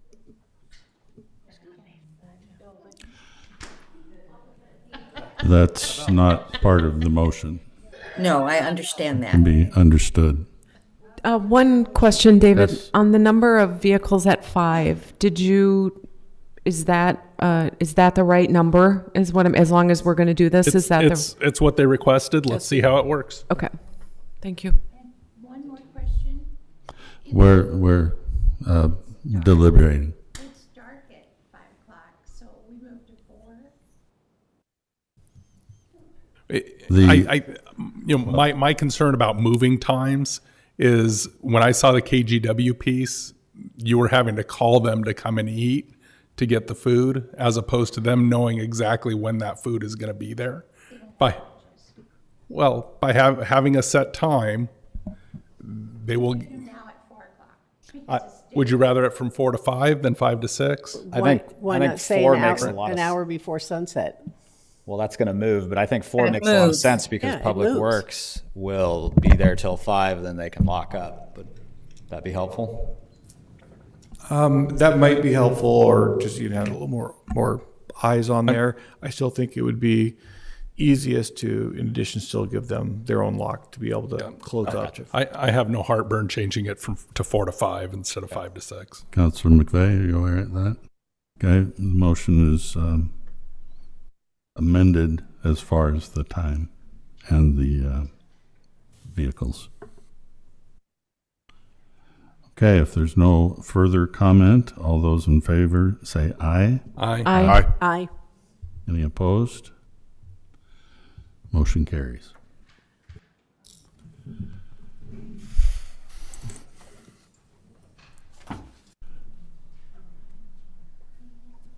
Next item on the agenda is ordinance 2025-01. Our community development director is making his way up here.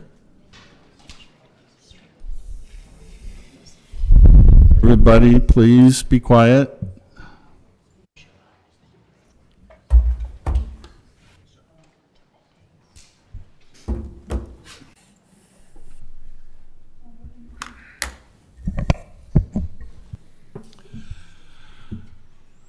Hello again. Thank you, Mayor. Thank you, Council. Here tonight with our STR ordinance amendments, doing a little bit of housekeeping with the short-term rental regulations we have in play with the city. There are 3 major amendments that we want to discuss tonight.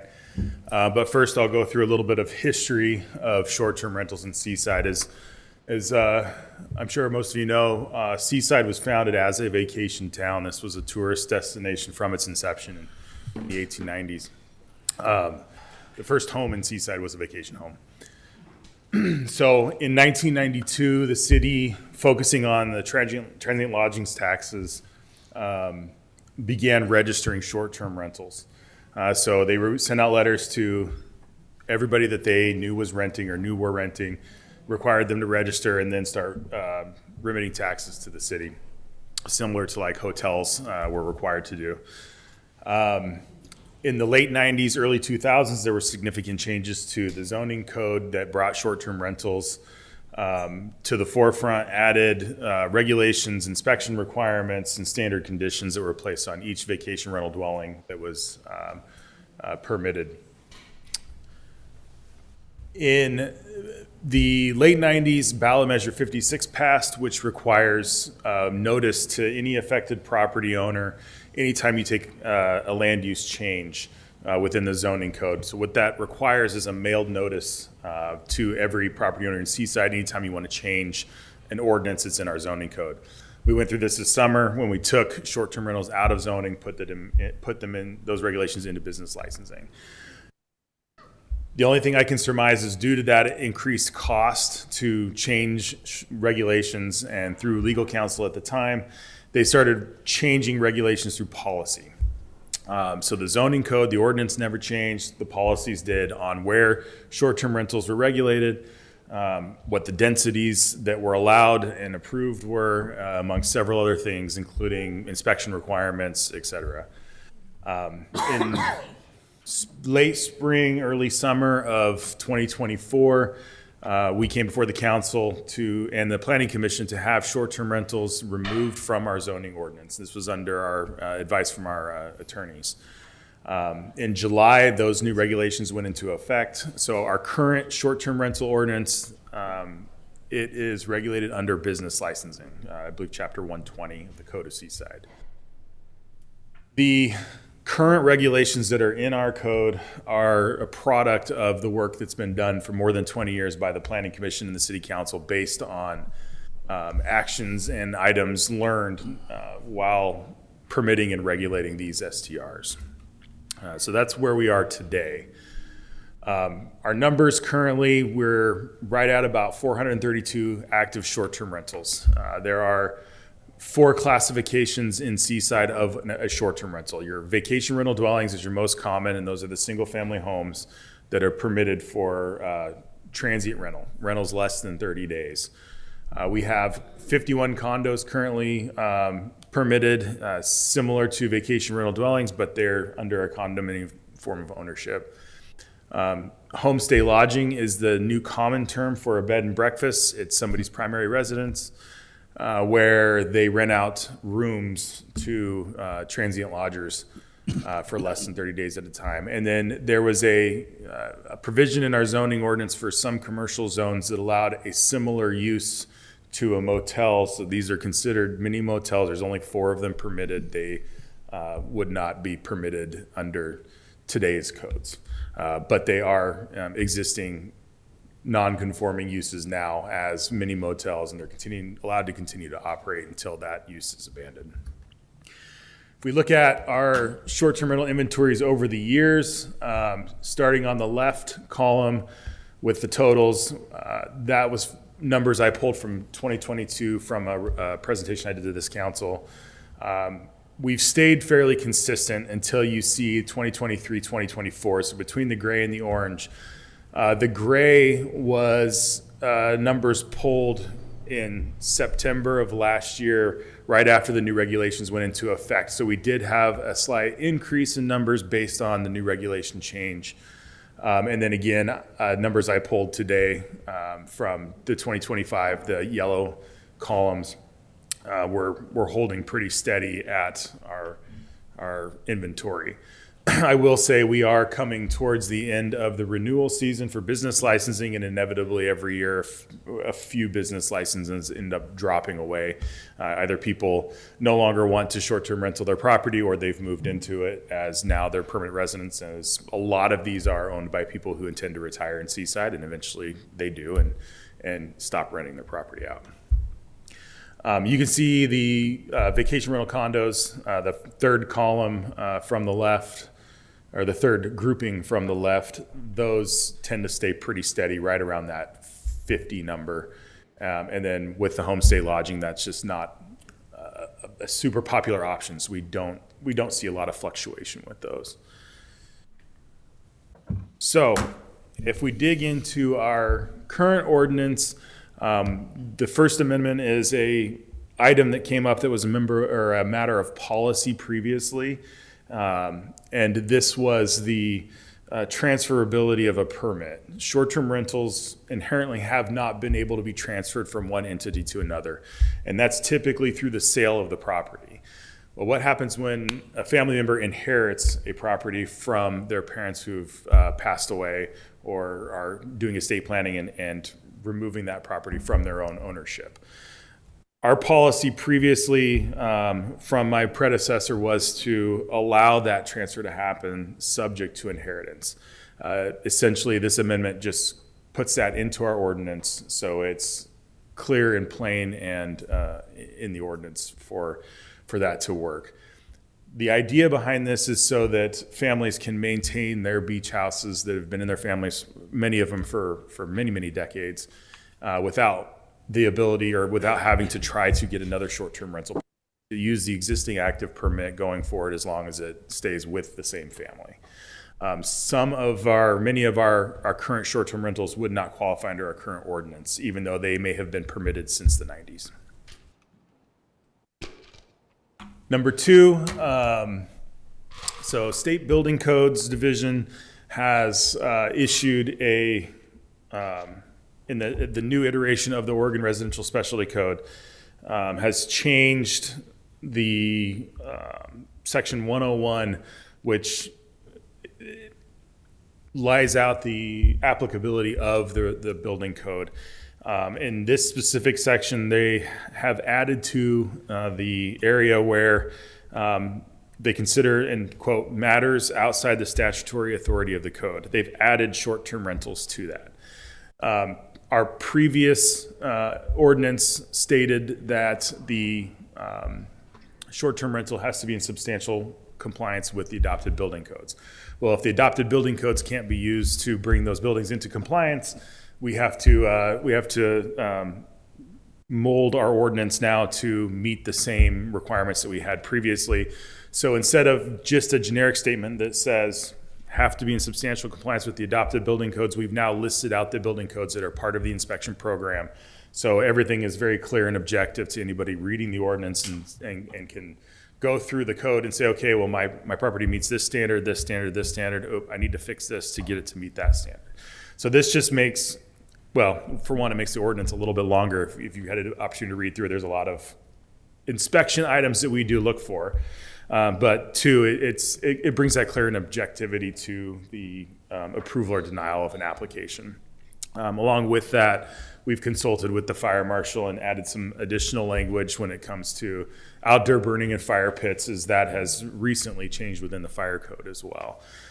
So like I said, these are maintenance items with the ordinance to just keep us up to date with the current standards and how we've been operating. And like I said, these are not necessarily new provisions within the code. These have always been in our inspection lists and inspection items as molded and set by the building department over the last 20, 25 years. But now we're just putting those standards in the code. Amendment 3. So prior to enacting the current ordinance, as we were working through the process, staff was under the assumption that ballot measure 49 would be applicable. Measure 49 requires communities to compensate property owners for any land use regulation change that may cause a devaluation of their property. Measure 49 only applies to residential uses. So for a short period of time, staff was operating under the impression that property owners had 5 years to enact that land use right that was taken away, which would have been the vacation rental dwelling applicability in the zoning ordinance. Our attorneys have since come back and said, we don't consider this a residential use, we consider this a commercial use, therefore ballot measure 49 is not applicable. With that being said, there was a period of time where staff was telling people who were making purchases of properties that, hey, you would have 5 years from the enactment date to still apply for a short-term rental permit based on the old ordinance standards. What this amendment does is allows for a short window for anybody that would like to apply under the old regulations to be able to put in an application and be outside of the density and location requirements if the property qualified for a vacation rental dwelling prior to the July 11th date that this ordinance went into effect. They would have a short window to make that application. A couple of caveats to that is the applicant has to have owned the property before the effective date of this ordinance. So they would have to have owned it before we went through this process. They would have to meet all the other provisions in this ordinance outside of the approval locations and approval density. So those are the two standards that gets them around the applicability of their property. And then we would defer to the council as far as your discretion on what that duration is. Staff's proposed 30, 60, or 90 days, just to keep it a short duration where we can accept applications for that very limited scope. I will add to that we've only received one formal request, and it was a late addition to your packet this morning, I believe this morning. And I apologize for not getting that earlier. I was out sick last week and trying to get this all done by phone. With that being said, I can certainly answer any questions that the council may have on this. I have a question. Let's open public hearing first and see if there's anybody that wants to comment from the public on this 3 amendments. Hearing none, I will close public comments. David. Assuming we do a 90-day period, is that period going to start from when people would receive a notice that is available? Because I assume we would notify people that they have that, now they have that limitation as opposed to the previous limitation. The city manager and I discussed this, and likely we will be posting this on the city website as a option.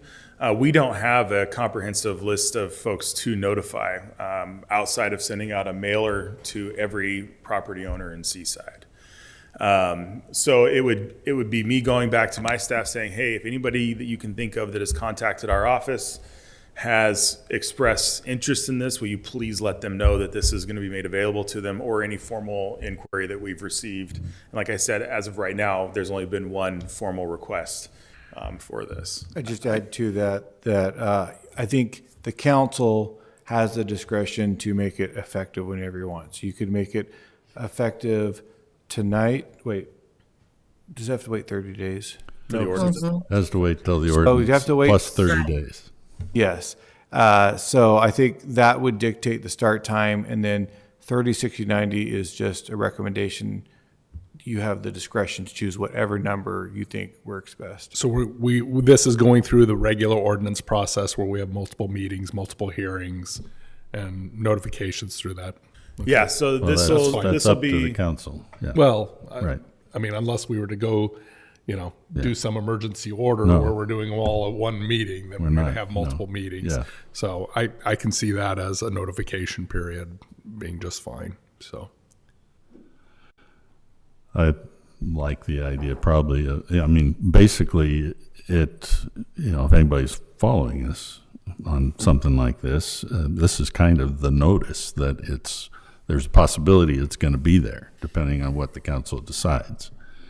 So Mayor, if we Councilor Montero has her hand up. okay, if we allow the 90 days, then it's effectively at least 2 council meetings plus 30 days plus 90 days. Yep. So it's a very long period Yep, of it time. is. So I don't have a problem either 30, 60, or 90. Councilor Montero. You mentioned that some people who'd been buying property, you had advised them that they would have 5 years. Is there a way maybe to go back into the property sales, going back several months, and making sure you send a notice to anybody who bought property during a certain period of time? Now, that's just an idea. It's kind of rhetorical, but I do have some other questions, and that is on the Amendment 2, where you are actually putting the building codes in. Do we have to think about the issue, should any of those building codes be changed, we have to make sure and then change our ordinance? absolutely. I'm a big fan of ordinance maintenance. Great. And so by removing this from the land use code and implementing it into business licensing, we get to come back and have this discussion whenever something significant changes or whenever the council would like to have the discussion and maintain this ordinance. Whether that's add definitions, add different new ideas that are brought forward, or something simple as building code changes. Now, this isn't a comprehensive list of the building codes, of course. This is just the fire and life safety issues that we look at when we inspect new short-term rental properties. It's not a building code, but we do have a requirement that every VRD have a NOAA radio, right? Yeah, that's correct. That's in the, I believe that was in the original ordinance that we It passed is. in July. Yeah. Okay. My other thing has to do with Amendment 1. In your explanation to us, you defined what inheritance would mean: 1 or 2 persons related by blood, marriage, legal adoption, or guardianship. And I would like to see that definition also put in item 4, where you have the amendment, where you just say maybe transferred through inheritance. I would like us to be very specific about what inheritance means there. Okay. I think Jeff, I've had an. sorry, Tina. Go ahead. And let me just see, I had a couple notes to myself here. Oh, on the Amendment 2, as I was reading all that stuff and egress, this is just a curiosity. Did I miss something, or is only one door required for a house? This egress, it refers to mainly a second way out. So oftentimes it has to do with windows and windows spacing as far as the size of the openable area. So these were taken straight out of the building code. Okay. And I had our building official and our STR compliance official review these to make sure we've got the correct terminology in there. Okay. All right. That's all my my questions. We learned at the fire station today that a window is a place of egress. Yeah. Well, and specifically in your question about doors, there's a specific kind of door that has to be an egress door, not, it can't be just a sliding door or a screen door. I mean, there's a specific door that has to qualify with specific size that has to qualify. And as you're aware, and those that live in some of the older neighborhoods in Seaside, having been in a lot of these short-term rentals, you see a lot of very interesting construction methods. Some from the 30s, 40s, and 50s that certainly would not pass for today's egress requirements. Right. And yet they're allowed to have a short-term rental? This is what we use to make them bring it up to a standard. We do have permits that are still out there from the early 90s. There's a handful of them, maybe 12 or 13, at which point there were no inspection requirements. So we do see a lot of existing short-term rentals that may not necessarily meet the exact standards of this code. And they're considered existing non-conforming uses. So when the code changes, those that already have the new rules don't apply to them. That's Not all of them, no, because we would end up in a legal situation with an existing non-conforming use. So the use is allowed to maintain its status as long as that use is still. So once someone gets a short-term rental, it's theirs? There's not like a term that they have to come in and So there's two sides to it. There's the application process, and then there's the business license. So previously, the application process was done through the zoning code. That is no longer the case. It's all done through the business license process now. Annually, business licenses have to be renewed in order to maintain your short-term rental, and that's based on your occupancy between $475 and $550 a year. It's very similar to a business where they may not be ADA compliant when it opened 20 or 30 years ago, so it wouldn't get approved now, but it's still approved as its existing use. And there's also annual inspections? There are now. Or so the option to have annual previously, there were conditions placed on the conditional use permit in the zoning code to require either a 5-year inspection. That was for a period of time when that was required. That got changed, I believe, in 2019 through one of work sessions to annual inspections, and the new code requires annual inspections. That essentially they look at those means of egress to make sure they're not blocked. They make sure the fire extinguishers are charged. They make sure all our postings and requirements are there. They make sure the NOAA weather radio is there. The tsunami evacuation map is hung. It's the real minimal smoke alarms, carbon monoxide. That's what our annual inspections are designed for.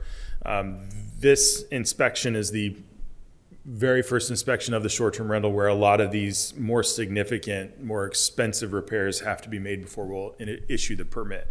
But like I said, we've had many generations of permits with different requirements starting back to 1992. And with those old permits, we can't go back and require them to bring a building that was up to standards at the time up to our current standards. It's similar within the existing building code or existing businesses, as Councilor Pazalski So you stated. can't deny a business license even though the code has changed. Right. Okay. One other question.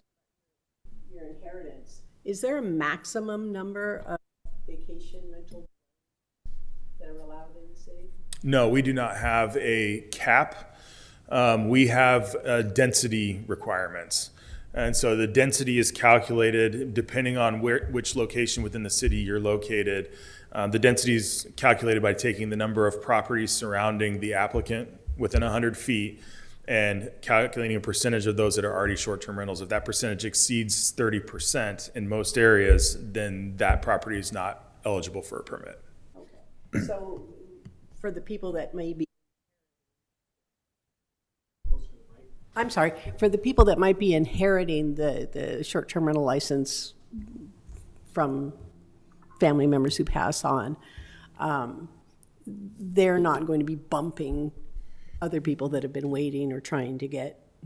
No, because that permits, there. that inherited permit is existing. It's currently calculated as part of the density for that specific location. But densities are calculated as property-specific formulas. So each property is going to have two properties side by side will have different densities based on the number of properties within that 100-foot circle. Okay, thank you.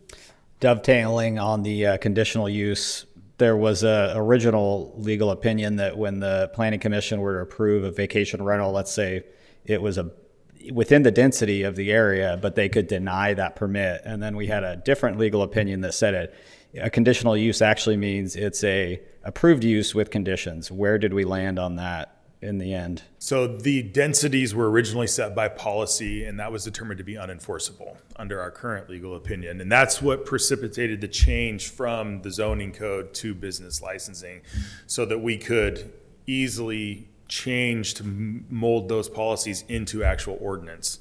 And so now all of the policies that were previously unenforceable are being enforced through our new STR ordinance that went into effect in July. So if someone were to purchase a house and it was below a 50% density, let's say it was in that zone, they would be approved for a vacation rental regardless, but they just might have to meet certain conditions.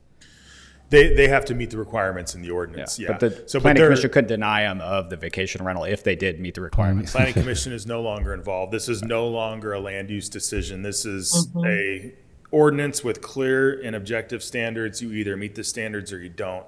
You still go through the application process. My staff still processes each application, does a very thorough inspection, and part of that inspection is an educational piece on the with the owners of, hey, you know, help us out, be a good neighbor, make sure your renters are in line with what we're trying to do here. But that whole process is now codified under our business licensing ordinance. On the estuary properties, the old high school, during that sale agreement, we negotiated a 25% short-term rental license, and it looks like it expires July 11th, 2026 if it's not used. If another planned development were to come in somewhere else, let's say there's enough land to do it, would they be entitled to that 25% short-term, or was that just because of the estuary purchase agreement? That was specifically pursuant to the purchase and sale agreement of the estuary. Thank you. Jeff, is there a reason why we wouldn't, if there was information out there in the public that they had 5 years, what's the downside to setting the window at 5 years if it's just to apply? If they meet the standards or met the standards to the previous codes, yes, it would allow any property in a R2, R3, RR, or RC zone to be a short-term rental. There are no restrictions. Anywhere in the city. Okay, so it limits that. Yeah, it limits that sprawl. The city, you know, the work that the Planning Commission and City Council have done over the years has been to push short-term rentals and maintain them essentially west of Holiday. Yep. That would open up a lot of property to the east, even out to Wahana, even as far south as almost Avenue S, that would be eligible for short-term rental permits if that was the case. Thank you. Is there any rush on getting this completed? We would like to get the building code requirements into the ordinance so that we can continue to maintain a safety inspection program, but not a significant rush. No. Just that we have one request today. Yeah, we do have one request. Okay. Seamus, anything? Make a motion? Just 1 second before you make the motion. Yeah, the and motion that is in the staff report isn't a correct motion. It is, but it is not. It is not. It is not. It talks about approving the ordinance, and we can't. We can do a reading.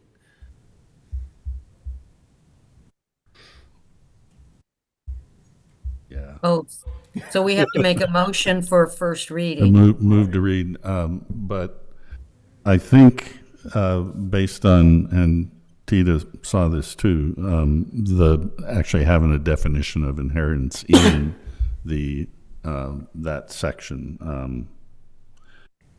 Where is it? Section It's number 4 section, I can't remember now. It's just like one sentence. To allow families to keep and maintain their family beach homes, short-term rental business license may be transferred through inheritance. I would suggest that we take that specific wording in that policy and stick it right in there. So, Sure. you have to be related Right. one person, all that. So that would be in our first motion so that we can go forward with it.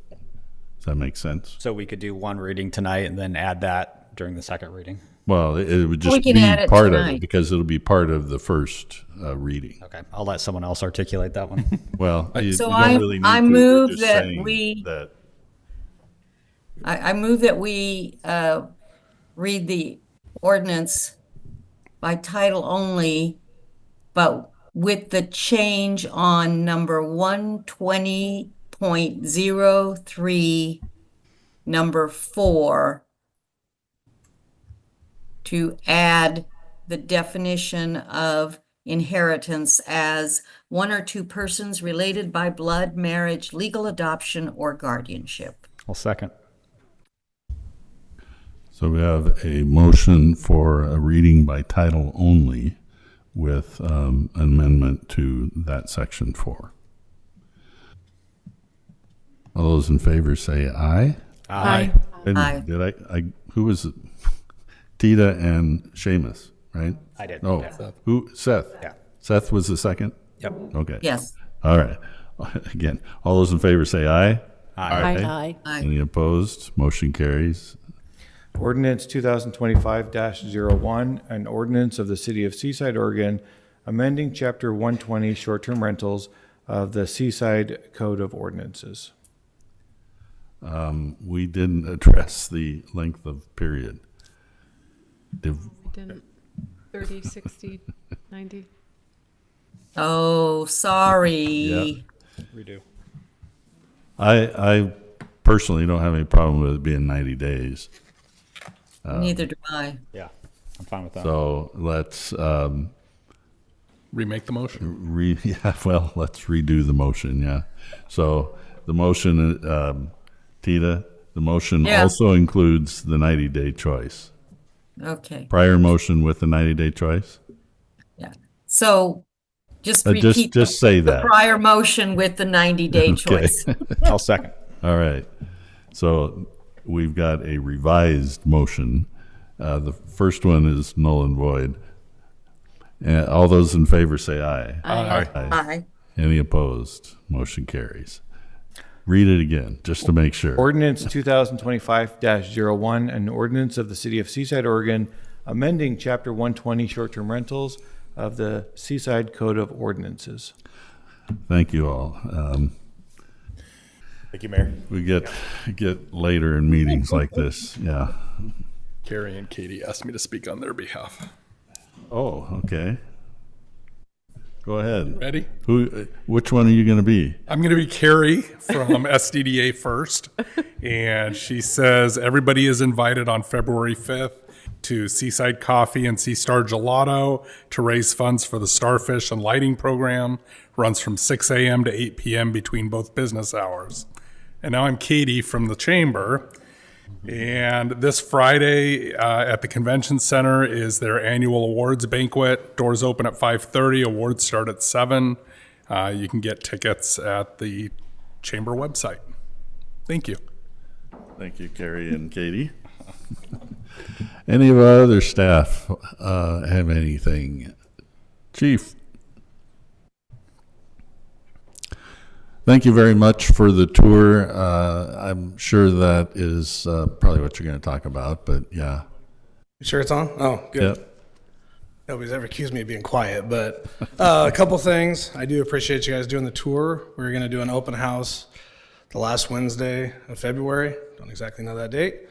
It'll be about 5 to 7, but we'll send something out via social media and let everybody know. However, today happens to align with the Oregon legislator who passed a resolution back in 2007 being Fire Service Appreciation Day. January 27th is always Fire Service Appreciation Day. So I just want to read this little quote real quick. Today, we honor the Oregon Fire Service, who dedicates their lives to protecting our communities. Established by the state legislature to recognize their incredible service, January 27th is a reminder of risks they face and the sacrifices they make every day to keep us safe. This year, we also celebrate the heroic efforts of Oregon strike teams who just returned from California, where they were assigned in battling historic wildfires. Their dedication to helping our neighbors in the time of need shows the unwavering spirit and resilience of Oregon firefighters. To every firefighter, from wildland crews to urban responders, thank you for your courage, expertise, and selflessness. You're true heroes, and we're endless grateful to all of you. So I do want to thank us because we had task force down there. Some of us just came back Saturday. But I want to thank the families that let us go down for 17 days so we could help them, and the support of our agency, the city, of letting us to do it, helps our neighbors, and hopefully we never have to have the help reciprocate, but I have no doubt that if we ever need the help, they'll come up and help us. So thank you.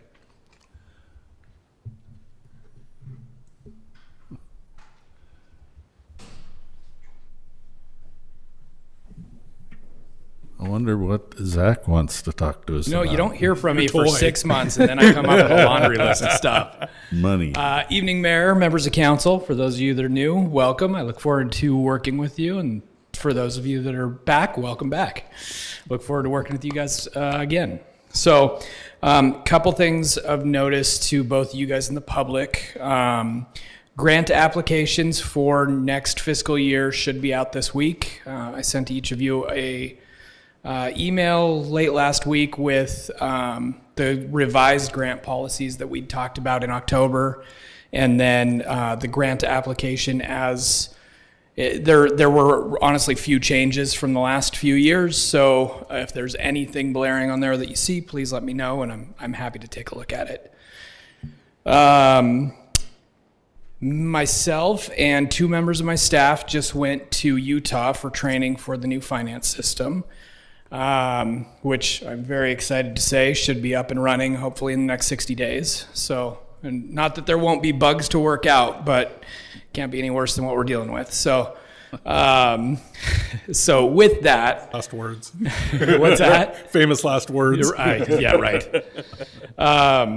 With that, the first module that's going to come online next week actually is going to be the utilities module.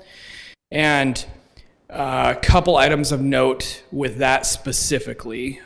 In order to make the software work as intended, we have to bump the date that we send water bills out by a week to 10 days so that it comes closer to the end of the month than the 16th when we normally send it.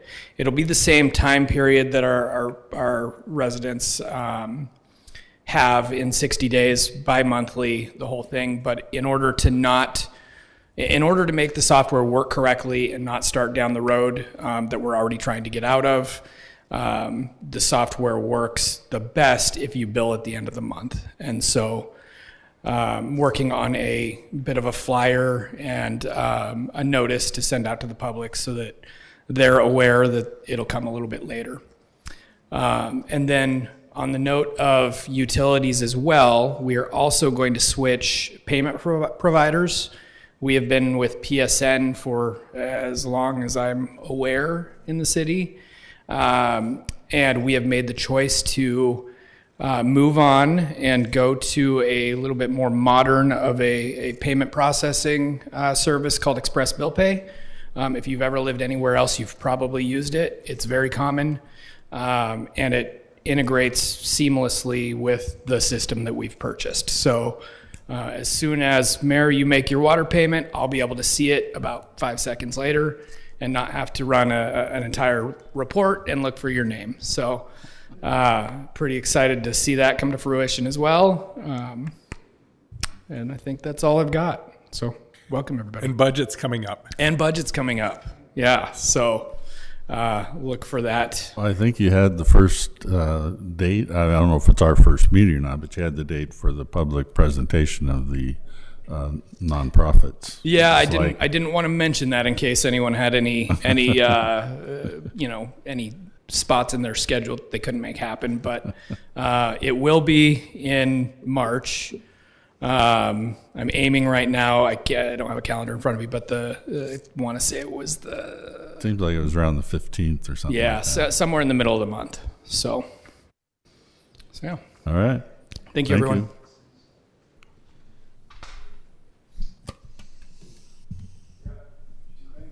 Chief?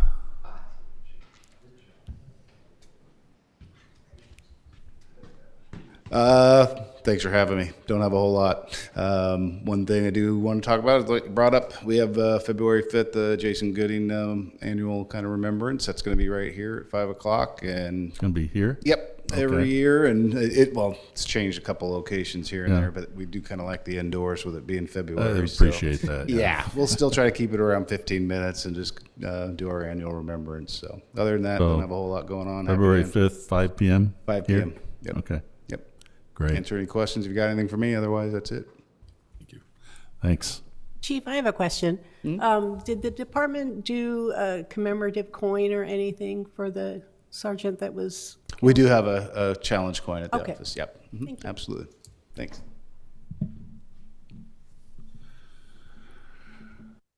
Okay.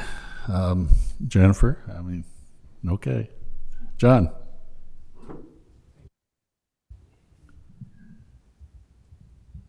Thank you, Mayor. There. So a couple weeks ago, I mentioned the public meeting law training that is now a state requirement. And as a quick refresher, what it is it's state law says that governing bodies that have a budget of $1 million or expenditures are required to take this training. And it's a requirement to take it once during your term of office. Been trying to get some times and information. So what I told you 2 weeks ago was that there's a training in Warrenton. So you do have this in email, but it's just kind of a quick refresher. So there's a training next Monday in Warrenton from 1 to 3:30. You have a link to sign up for that. Another option is in in Astoria at Clatsop Community College on the Lexington campus. That's from 2:30 to 5. And then you can also do it online. So there's a few options for you. And reach out with any questions, but just want to give that quick update. And we have a new Public Works Administrative Assistant that started today, so they're very happy to have some new support down there. Thank you. Thank you. No, thank you. Spencer? Thank you, Mayor and Council. Just wanted to thank you and express to our public that's still here that we had a very good goal setting sessions late last week. I'm sure some of you will touch on that. And as I said in that meeting, I'm both exhausted and excited for these upcoming goals and projects. I just wanted to commend our firefighters for their work on the California fires. I know our department is well trained and it often goes out within the state of Oregon. Those deployments are much shorter than this one, so just wanted to thank them and their families as well, because I know that takes a hit on all those involved, and so appreciate their training. It allows them to do that, and as the chief said, that hopefully we never need to use it, but that's the beauty of assistance like this, where we can provide it when we can. Hope to never use it, but if it ever is needed, that we can call on those resources as well. Couple of other just points. Staff will be holding what I'm calling our Fordune Summit next week with the State Regional Solutions team, including Department of Land Conservation Development, DLCD, and State Parks. That was something we talked about quite a bit at our goal retreat last week, and so hoping to make some progress on that. And then lastly, just a thank you again to some of our other staff. We had our last week in the evening, we actually had our convention center staff come in and clean all the carpets in City Hall. My understanding, it's the second time that's ever happened.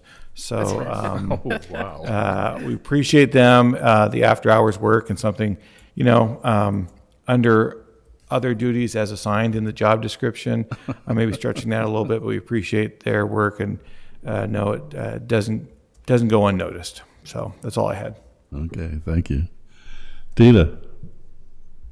Yes, I think that all of you received an invitation today from the manager of the ODHS offices, and I would really recommend that if you can go to the open house, that would be a good thing to do.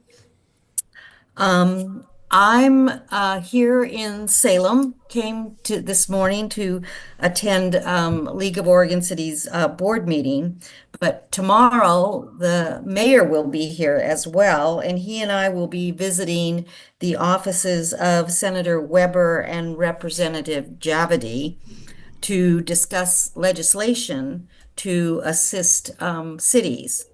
I will be addressing in particular providing the cities more flexibility in our ability to use the lodging tax dollars that are collected from our tourists when they stay in our VRDs and in our hotels. Some more flexibility so that we can use more of those dollars for infrastructure, for keeping our the livability and the usability of our city. So that is one of the things that will be discussed in the legislature this year. I'll let the mayor talk about what he's going to talk about. I think that's it.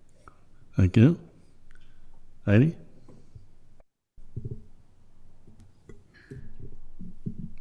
I don't have much to add. I'm looking forward for the library. Okay. David?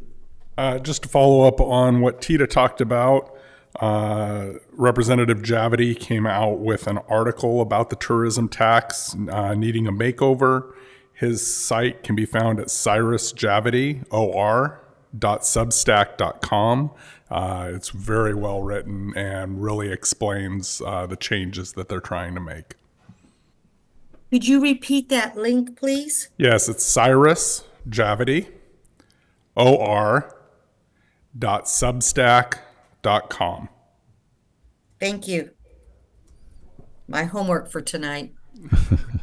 He also emailed it if you're on his email list. Yeah. Oh, I haven't looked at my email yet then. Good. Okay. Seamus? Excuse me. Yep. I want to start off with recognizing a couple of different groups in town. First would be our recently returned firefighters, Chief Daniels, Division Chief Rankin, Lieutenant Kiefer, Jackson Shermer-Horn, Levi Dickey, and the firefighter intern, Tucker Golightly, all of which just got back from out with the Palisades fire. Thank you for everything that you guys do. You make it so that we can all hold our heads high and knowing that y'all are here to keep us safe. So thank you. The next group I wanted to recognize is for those who have either driven up and down Wahana or live on Wahana like myself. You've been hearing for the last couple of weeks the nurses out fighting for better conditions for the patients.